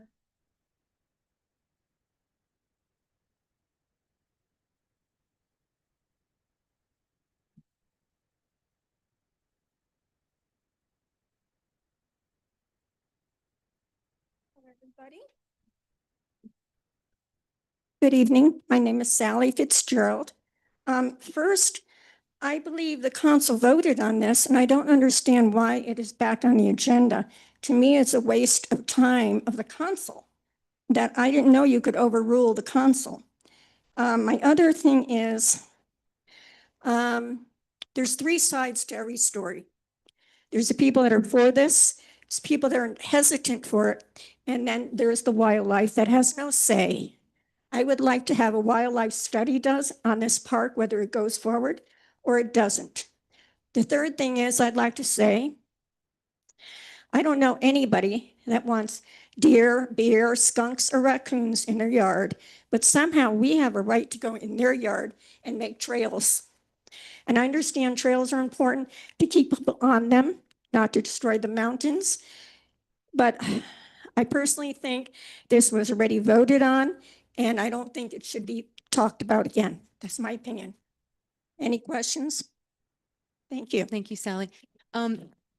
Jeff, can you weigh in on why we have brought this back to council? You know, I don't know the history of how this happened, honestly. So I'm sorry that I don't have a good answer for you. Maybe staff remembers the history. Well, I think basically it was just that council voted on it, and then there was a tech error, and we were missing, it was 31 public comments. Oh, I'm forgetting this. Okay. Yeah, So sorry. yes, thank you for asking the question. Yeah, no, I remember now. Sorry. Yeah. So basically what happened was council considered it, but they hadn't received a bunch of public comments that had been provided prior to the council meeting. And so I was asked, well, what should we do here? So it's not a legal requirement, but I thought it would be better for the public who provided their comments and spent time providing comments that didn't get included in the council packet. The council did not get to consider. It'd be more fair to them if council actually considered this again in light of the comments that they didn't get to see in advance. So sorry, Mayor, I remember now. Excellent, thank you. Yep. And so council has the authority to bring something back and reconsider a decision if they want to. And so the mayor and I think staff just thought it was a better, more fair, transparent process to consider the public comments. Okay, thank you. Yeah, you're welcome. Okay, and Linda, would you still like to speak?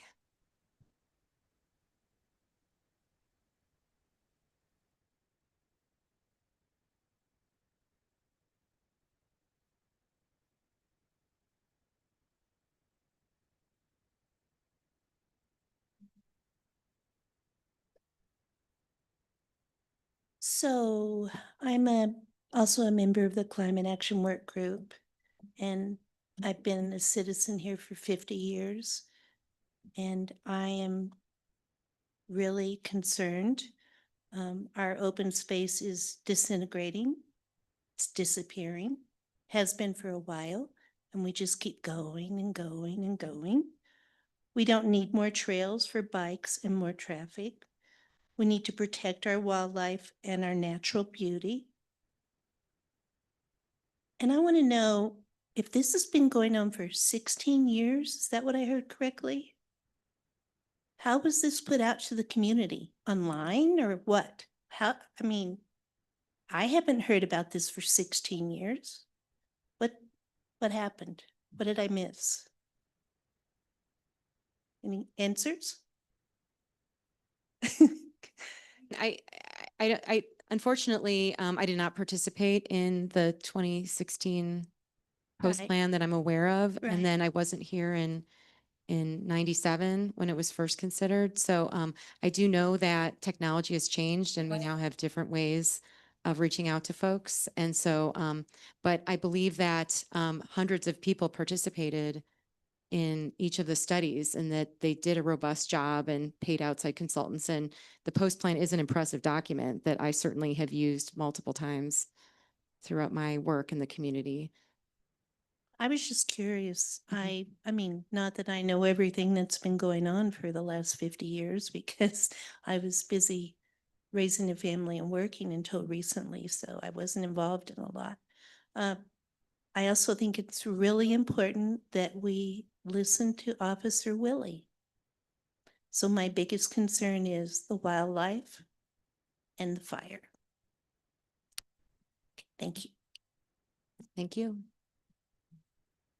Oh, Karen, would you like to speak? All right. It's a small town when you know the name of everyone before they. Yeah. I think you all know everybody.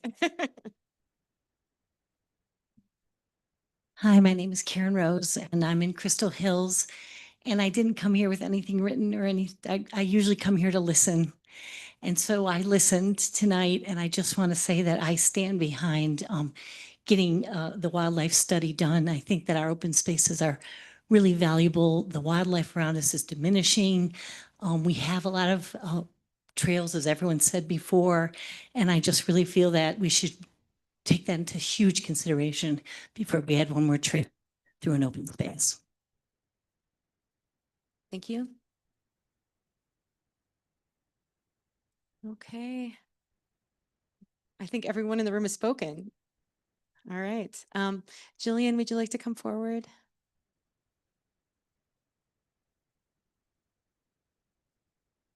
Oh, I'm sorry. Yeah. And yeah, if you would like to join as well. Sorry, I apologize.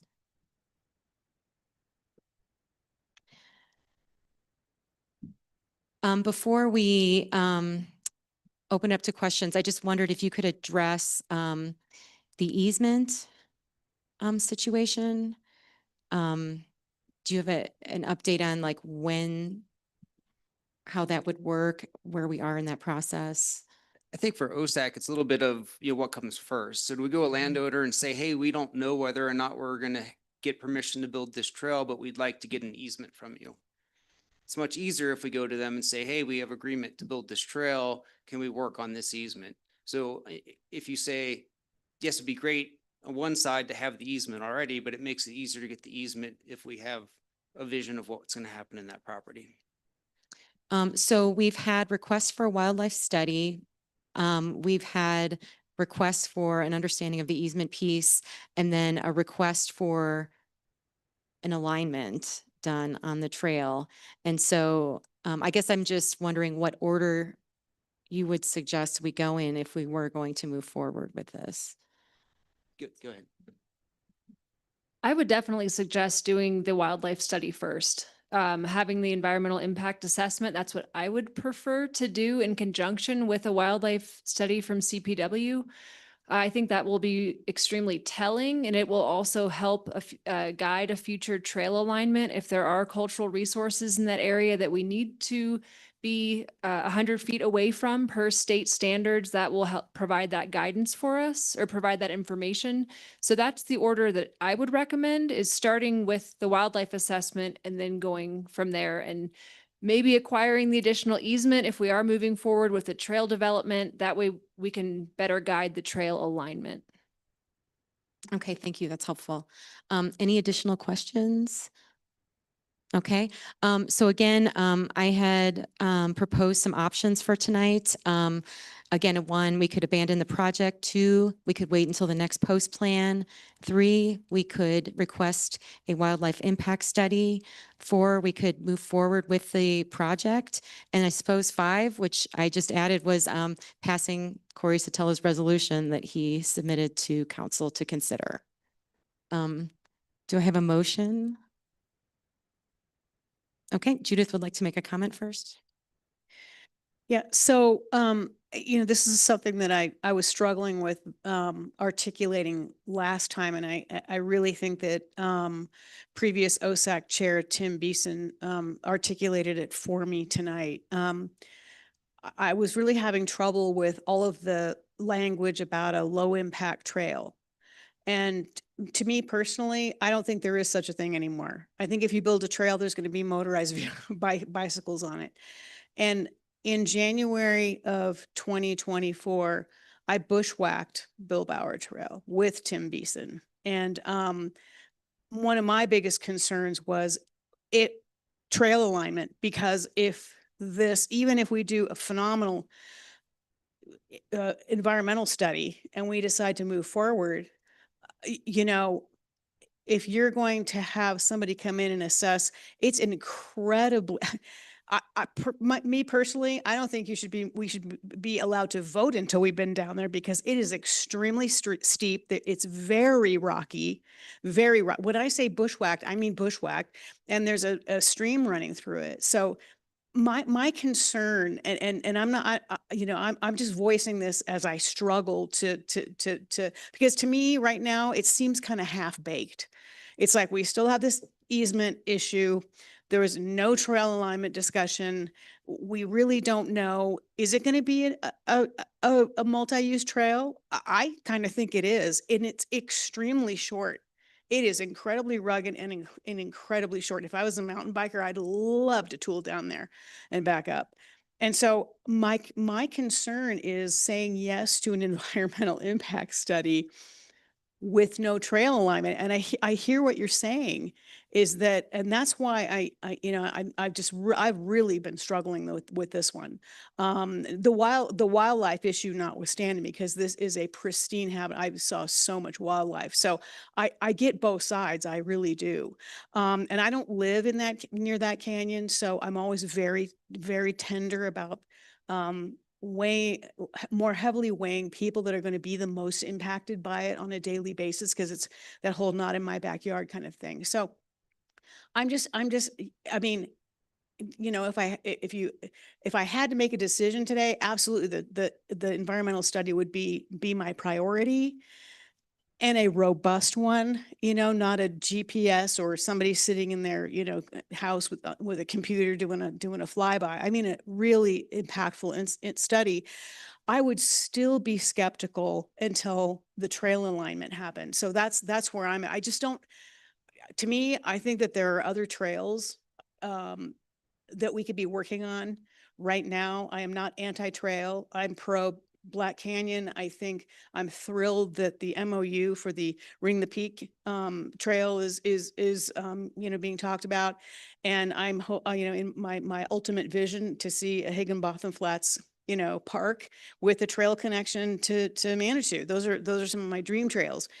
So I'm really conflicted having been down there.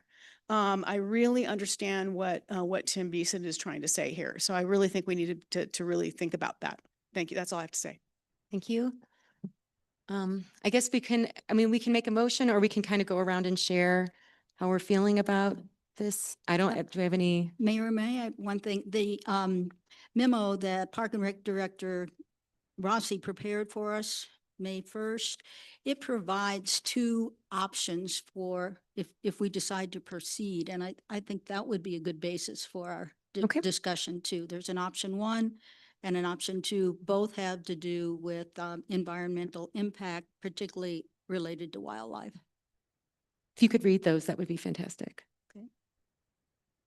Option 1, the purpose is to conduct a due diligence level, natural resources assessment in accordance with El Paso County standards to identify potential aquatic resources, sensitive species habitat, cultural historic resources, hazardous areas, and related impacts. The key activities would be review existing environmental documentation, permits, and protected species information, if available.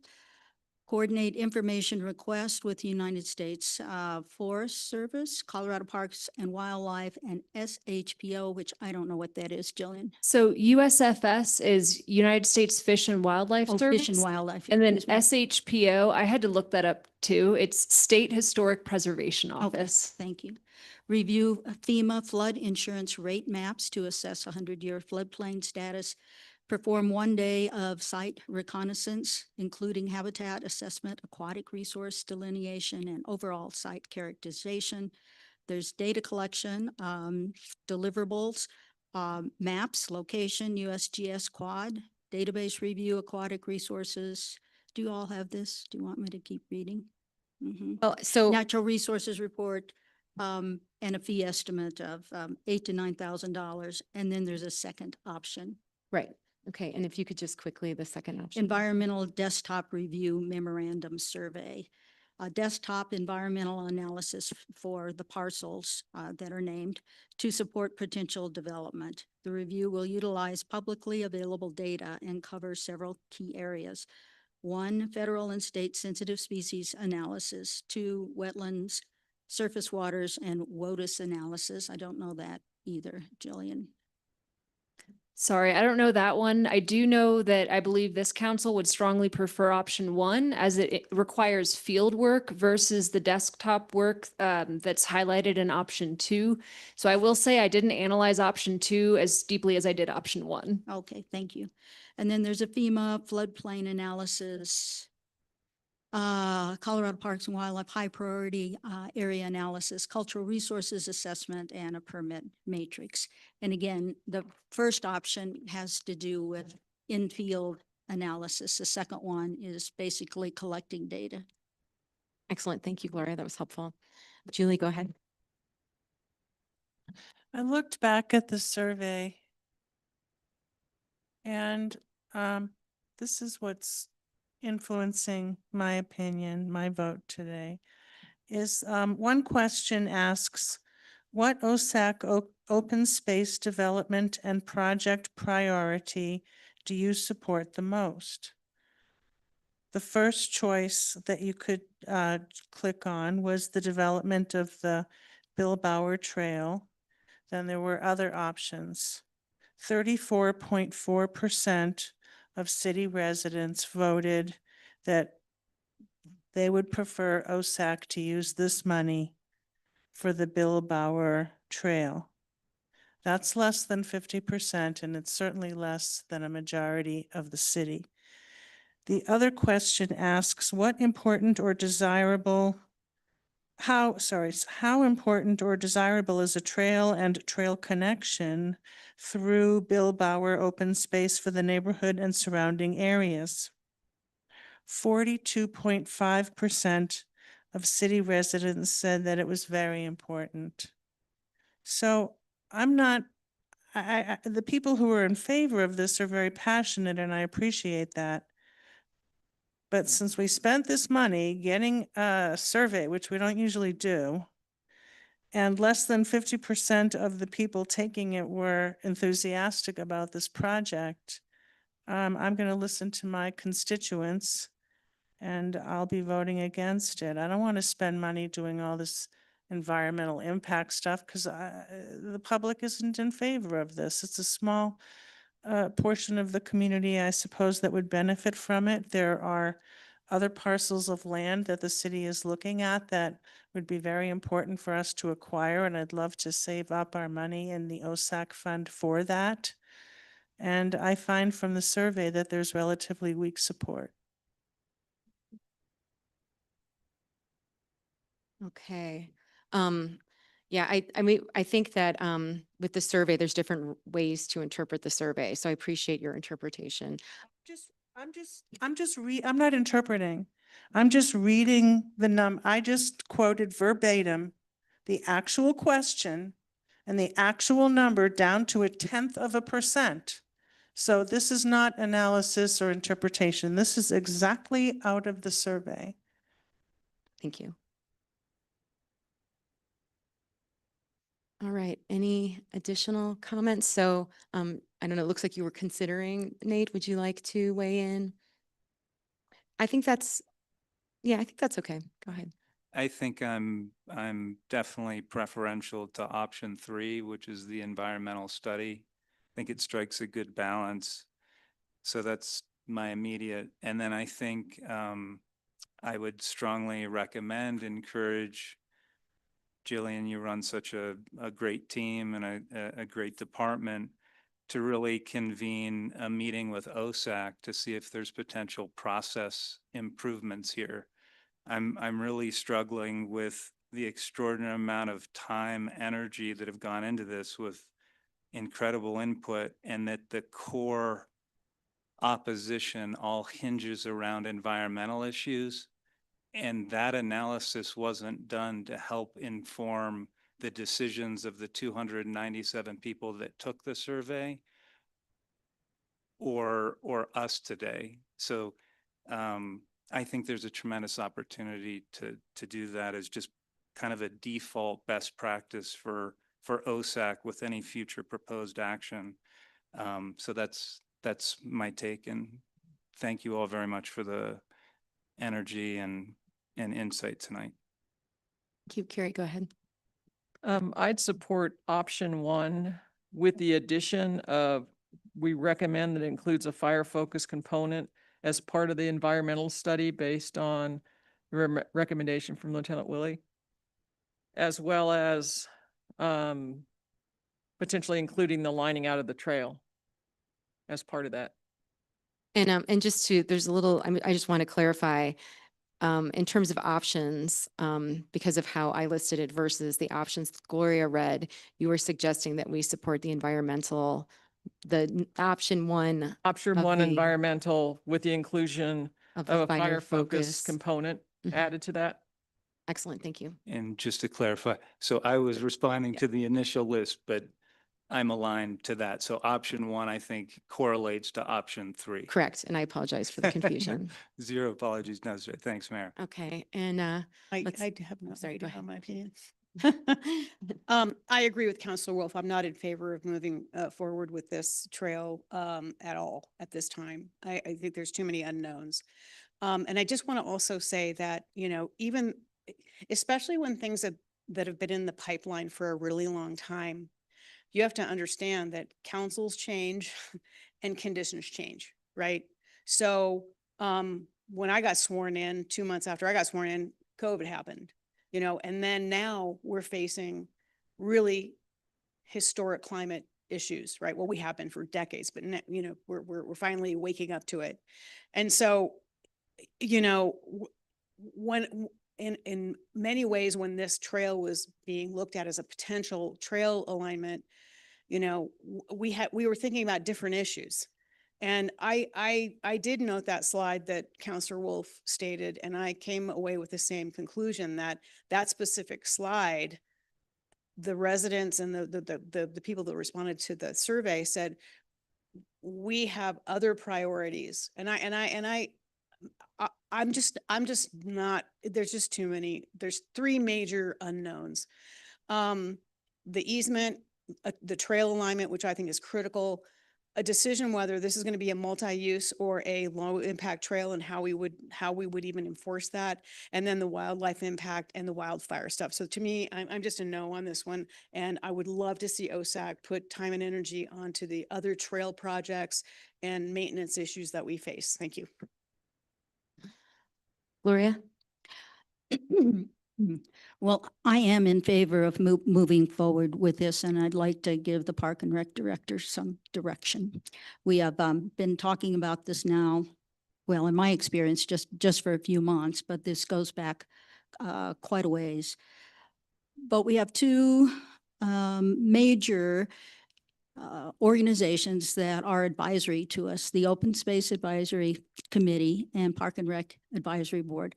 They have been very clear that they believe this is an important asset to the community, that it is possible to make a trail in this area that would serve the community and still be not something that would be causing environmental impact in terms of many people there. That would be primarily a short and local trail. So I support the many hours that OSAC and Park and Rec Advisory Board and your staff have put into this. And I think you probably have a much better sense of the possibility of the trail and the use of the trail, given the survey results. And then the many, thank you, Councilor Storm, for the mathematical gymnastics you did this afternoon for that. So I am in favor of moving forward with that.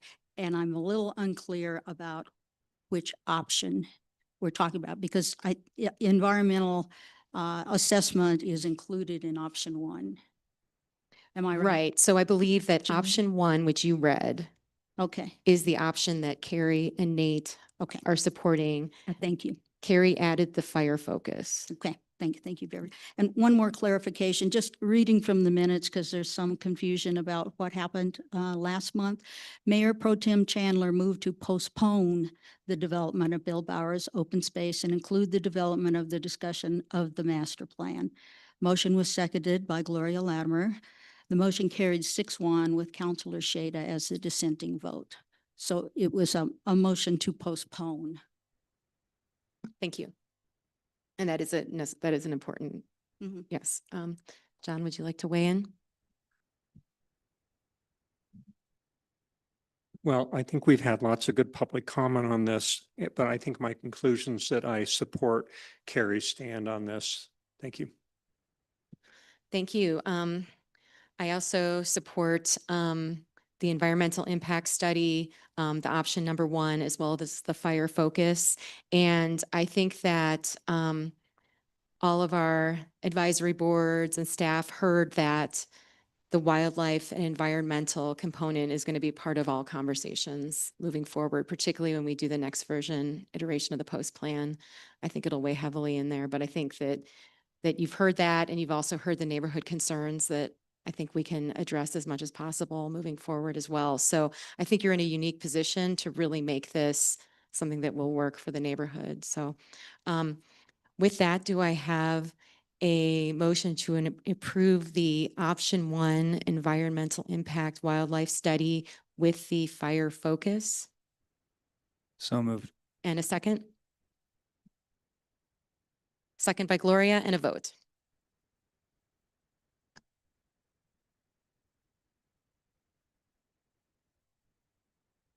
Motion carries 5-2. Counselor Wolf and Counselor Mayor Pro Tem Chandler as the dissenting votes. Okay, excellent. Thank you very much. Before we actually move to correspondence, I suggest that we take a 15-minute break. Thank you. Thank you.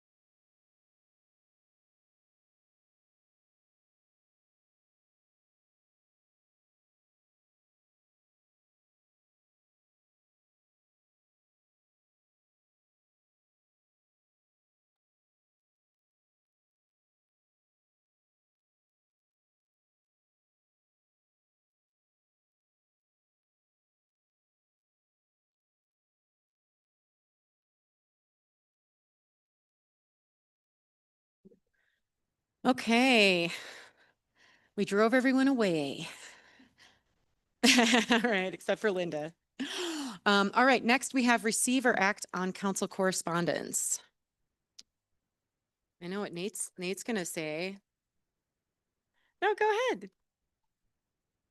Well, no, I thought you wanted to mention maybe the Day of Kindness or the Chamber 75th. Sure, I want to just pay a special shout out and kudos to the Manitou Springs Community Foundation, the TDB Foundation, Mayor Natalie and her team at the MAC.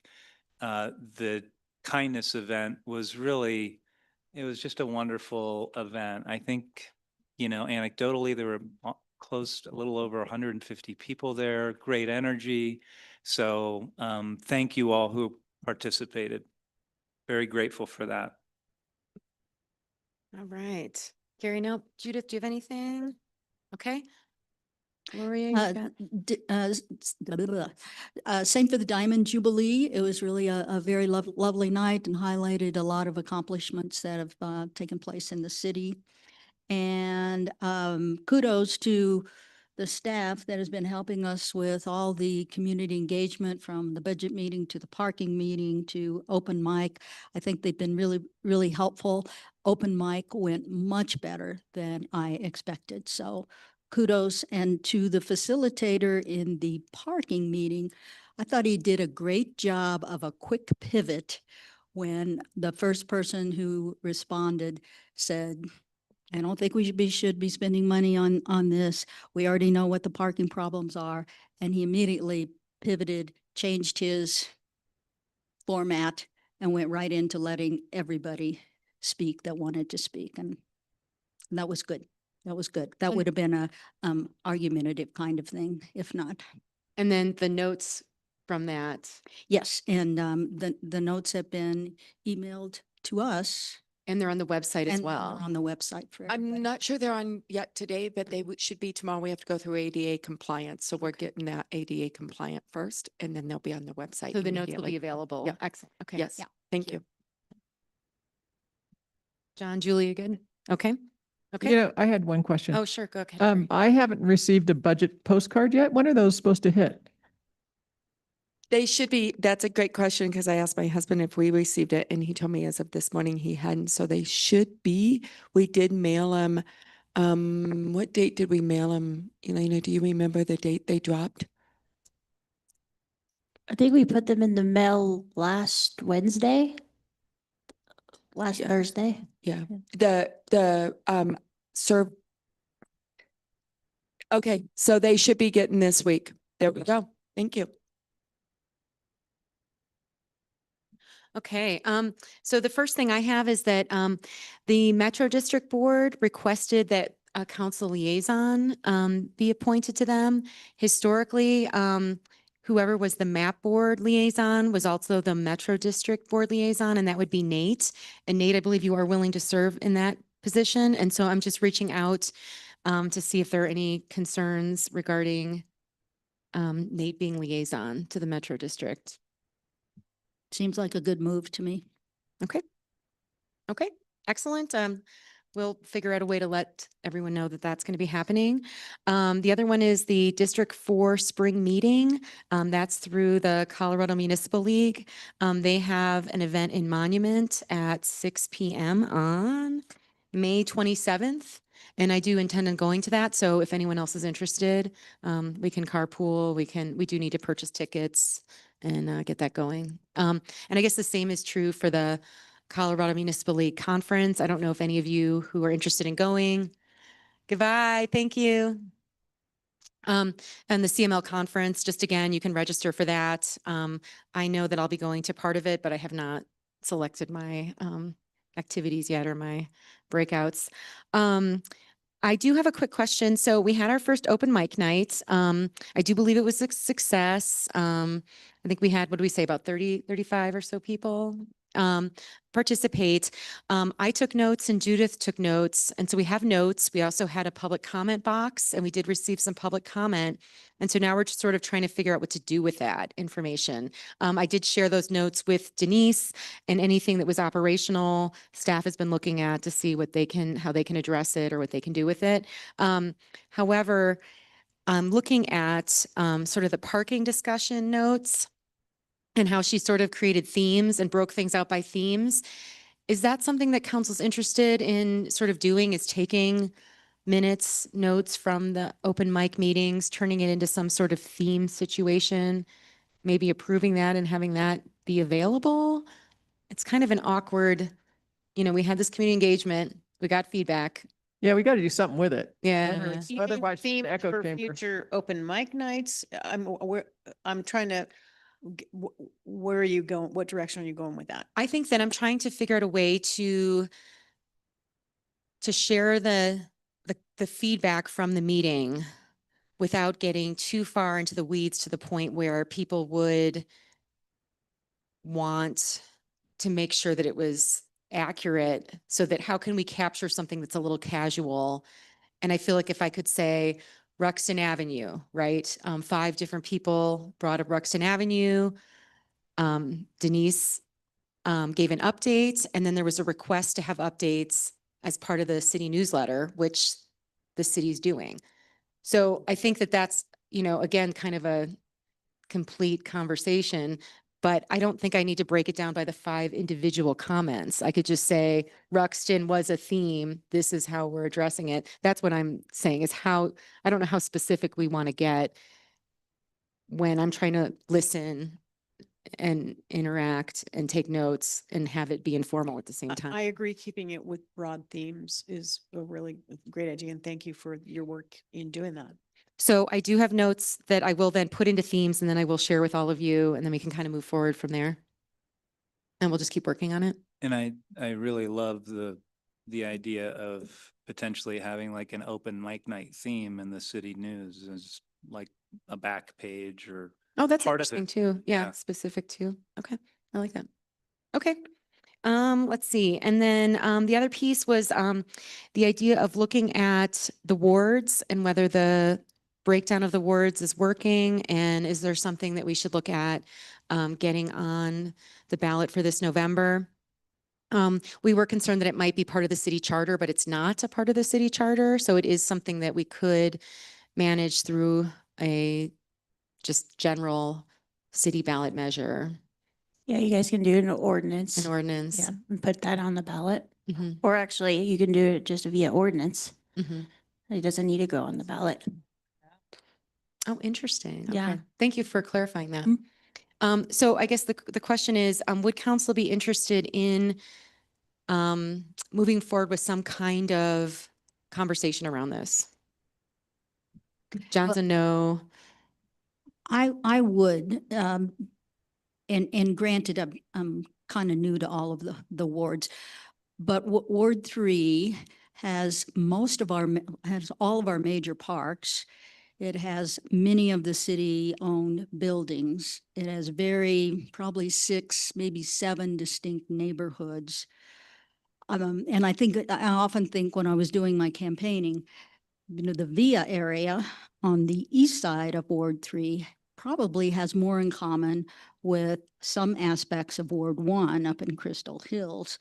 So I just began to think about this. Would this be a good idea to move them around and maybe the top of Ward 1 has more in common with my Waltham, Minnehaha that are in Ward 3. So I'd be willing to put some thoughts together. I have no real preference, but it just occurred to me that it just seems like most of the parks, the city buildings, half of the businesses along Manitou Avenue are all in one ward. Yep. Sure. Come on up, Linda, so we can hear you. You have to be on the record. And I guess, and I'm with Gloria, like, I don't have any, like, I don't the outcome, we may look at it and say this, there's a reason it exists and leave it as is, but I'm up for the conversation. I did have a lot of people when I was campaigning say that they thought we should look into it. Go ahead, Linda. Well, I don't have all the information that you guys are talking about. Can you hear me all right? So I think Ward 3 is a problem because, like you said, most of it's on one side. It doesn't make sense in a lot of ways, if that makes sense. Yep, good. Thank you, Linda. Is it okay if we just move on? I appreciate your. No, yeah, of Great. course, but Thank you. I would like to see something change. Okay, thank you. Okay, thank you. Julie? Well, I'm certainly not interested in adding any more council members because then we'd have to add 2 so that we would have an odd number. And I don't know how that would work. And I don't think we need 2 more wards. If the proposal is to move, just to redraw the map, sort of like all the gerrymandering district stuff that's going around in the country, certainly isn't a priority for me. There are a lot of important things like the budget that I keep not being allowed to talk about in terms of budget cuts. To me, it's sort of like not essential, not that compelling. And in my 2 campaigns, I've never had anyone hours and hours, days on end going door to door. I've never had anyone say, you know, I'm just not comfortable with the way my ward is drawn. You know, I just, it doesn't seem like a priority to me. Okay, go ahead, Judith. Yeah, so when we were discussing it this morning, I thought it was a priority to talk about it just because I thought it had to be a ballot issue.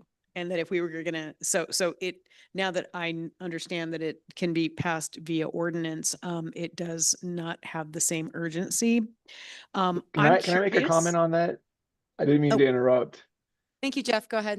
I'm sorry, because right when you asked the question, my audio went out, and I want to make sure I understood the question and the response, because your charter sets 7 council members. So if you're thinking about amending the charter to add more council members, which I'm kind of getting from the conversation that I heard, you need to have an election for that. No, that makes sense. No, yeah, that's not. the direction we were thinking Okay, about I'm going. sorry. Yeah. I had one audio issue. I apologize. So I'm interested in having a conversation. I'm not interested in changing the 3 at large versus the 3 wards. I think the wards themselves need maybe to be looked at and see if they make sense. But again, you know, now that we know that the charter and it doesn't have to be a ballot are not affected. It doesn't, it's not urgent. But if there are some community members that would like to get together and start a conversation, I would support that. Sorry, go ahead, John. Yeah, I think we have other priorities we need to get focused on and get done. We start dabbling in this. This means we're going to start changing precinct boundaries, which means we have to go through the state. And that, I think, is going to needlessly complicate people's voting and stuff like that in terms of where they vote and that kind of stuff. This means somebody's got to do a study in terms of how many households are in there so that the wards are balanced. I haven't heard anybody articulate that there's a problem here, okay? I have never been on a council where it seems like to me there's somebody who's only voting with their ward in mind, okay?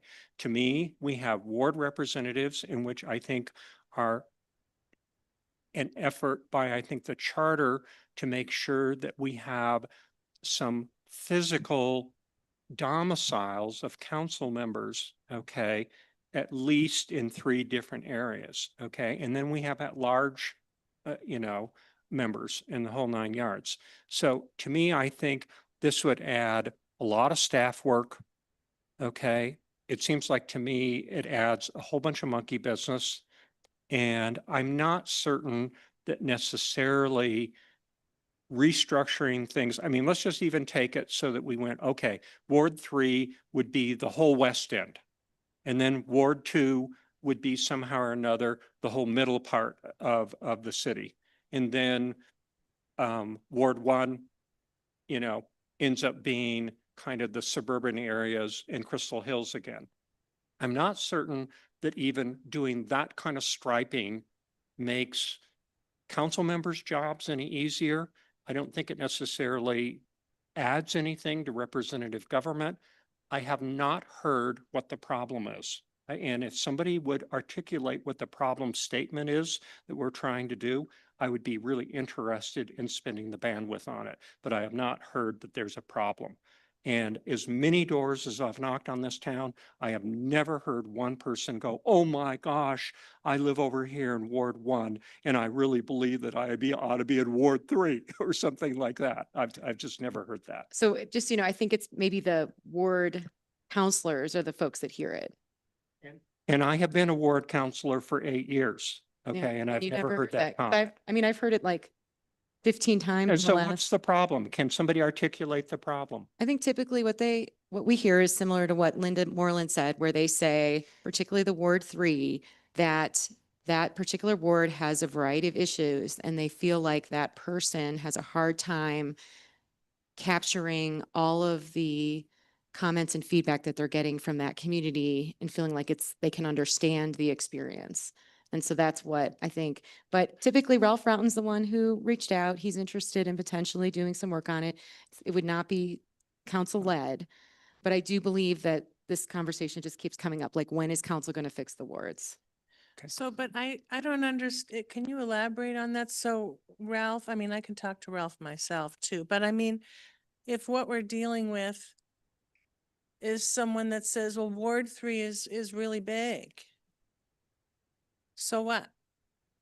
Is that because, is the problem that your council member never calls you back because they have 3 times as many constituents as the other 2 wards? Julie, they're approximately the same size. That's the way Yeah, they're set up. Okay, well, then I'm just saying, what the heck? What is, what is the problem? Is it because you want to be able to always have your ward representative be within a half-mile walking distance? And bummer, because your ward rep lives, on the very edge of Ward 3? Like, what, if someone can say what the Mayor. problem is, then we can talk Sorry, about. we've gotten this. Yeah, we've It's lost. beyond Yeah. scope. Okay. Yeah. Excellent. I appreciate that. But, So it's not a priority for yeah. me. You're right. This is becoming an agenda item, not a conversation. So, anyway, so yeah, so, I don't know if you two want to weigh in quickly or if we just want to move on. Yeah, let's just move on. We're done. We're done. Okay, great.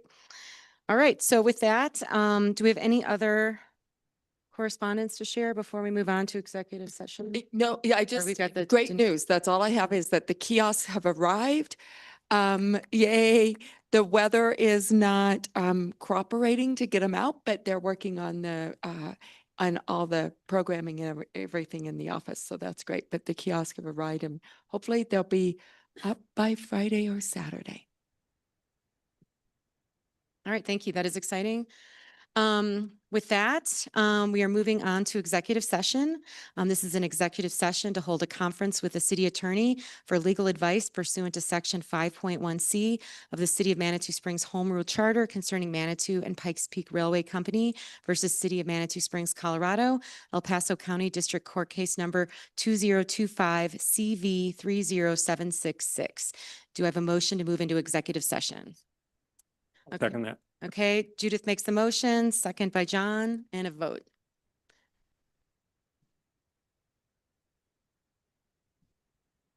The motion carries unanimously. All right, excellent. And we will now break as we transition.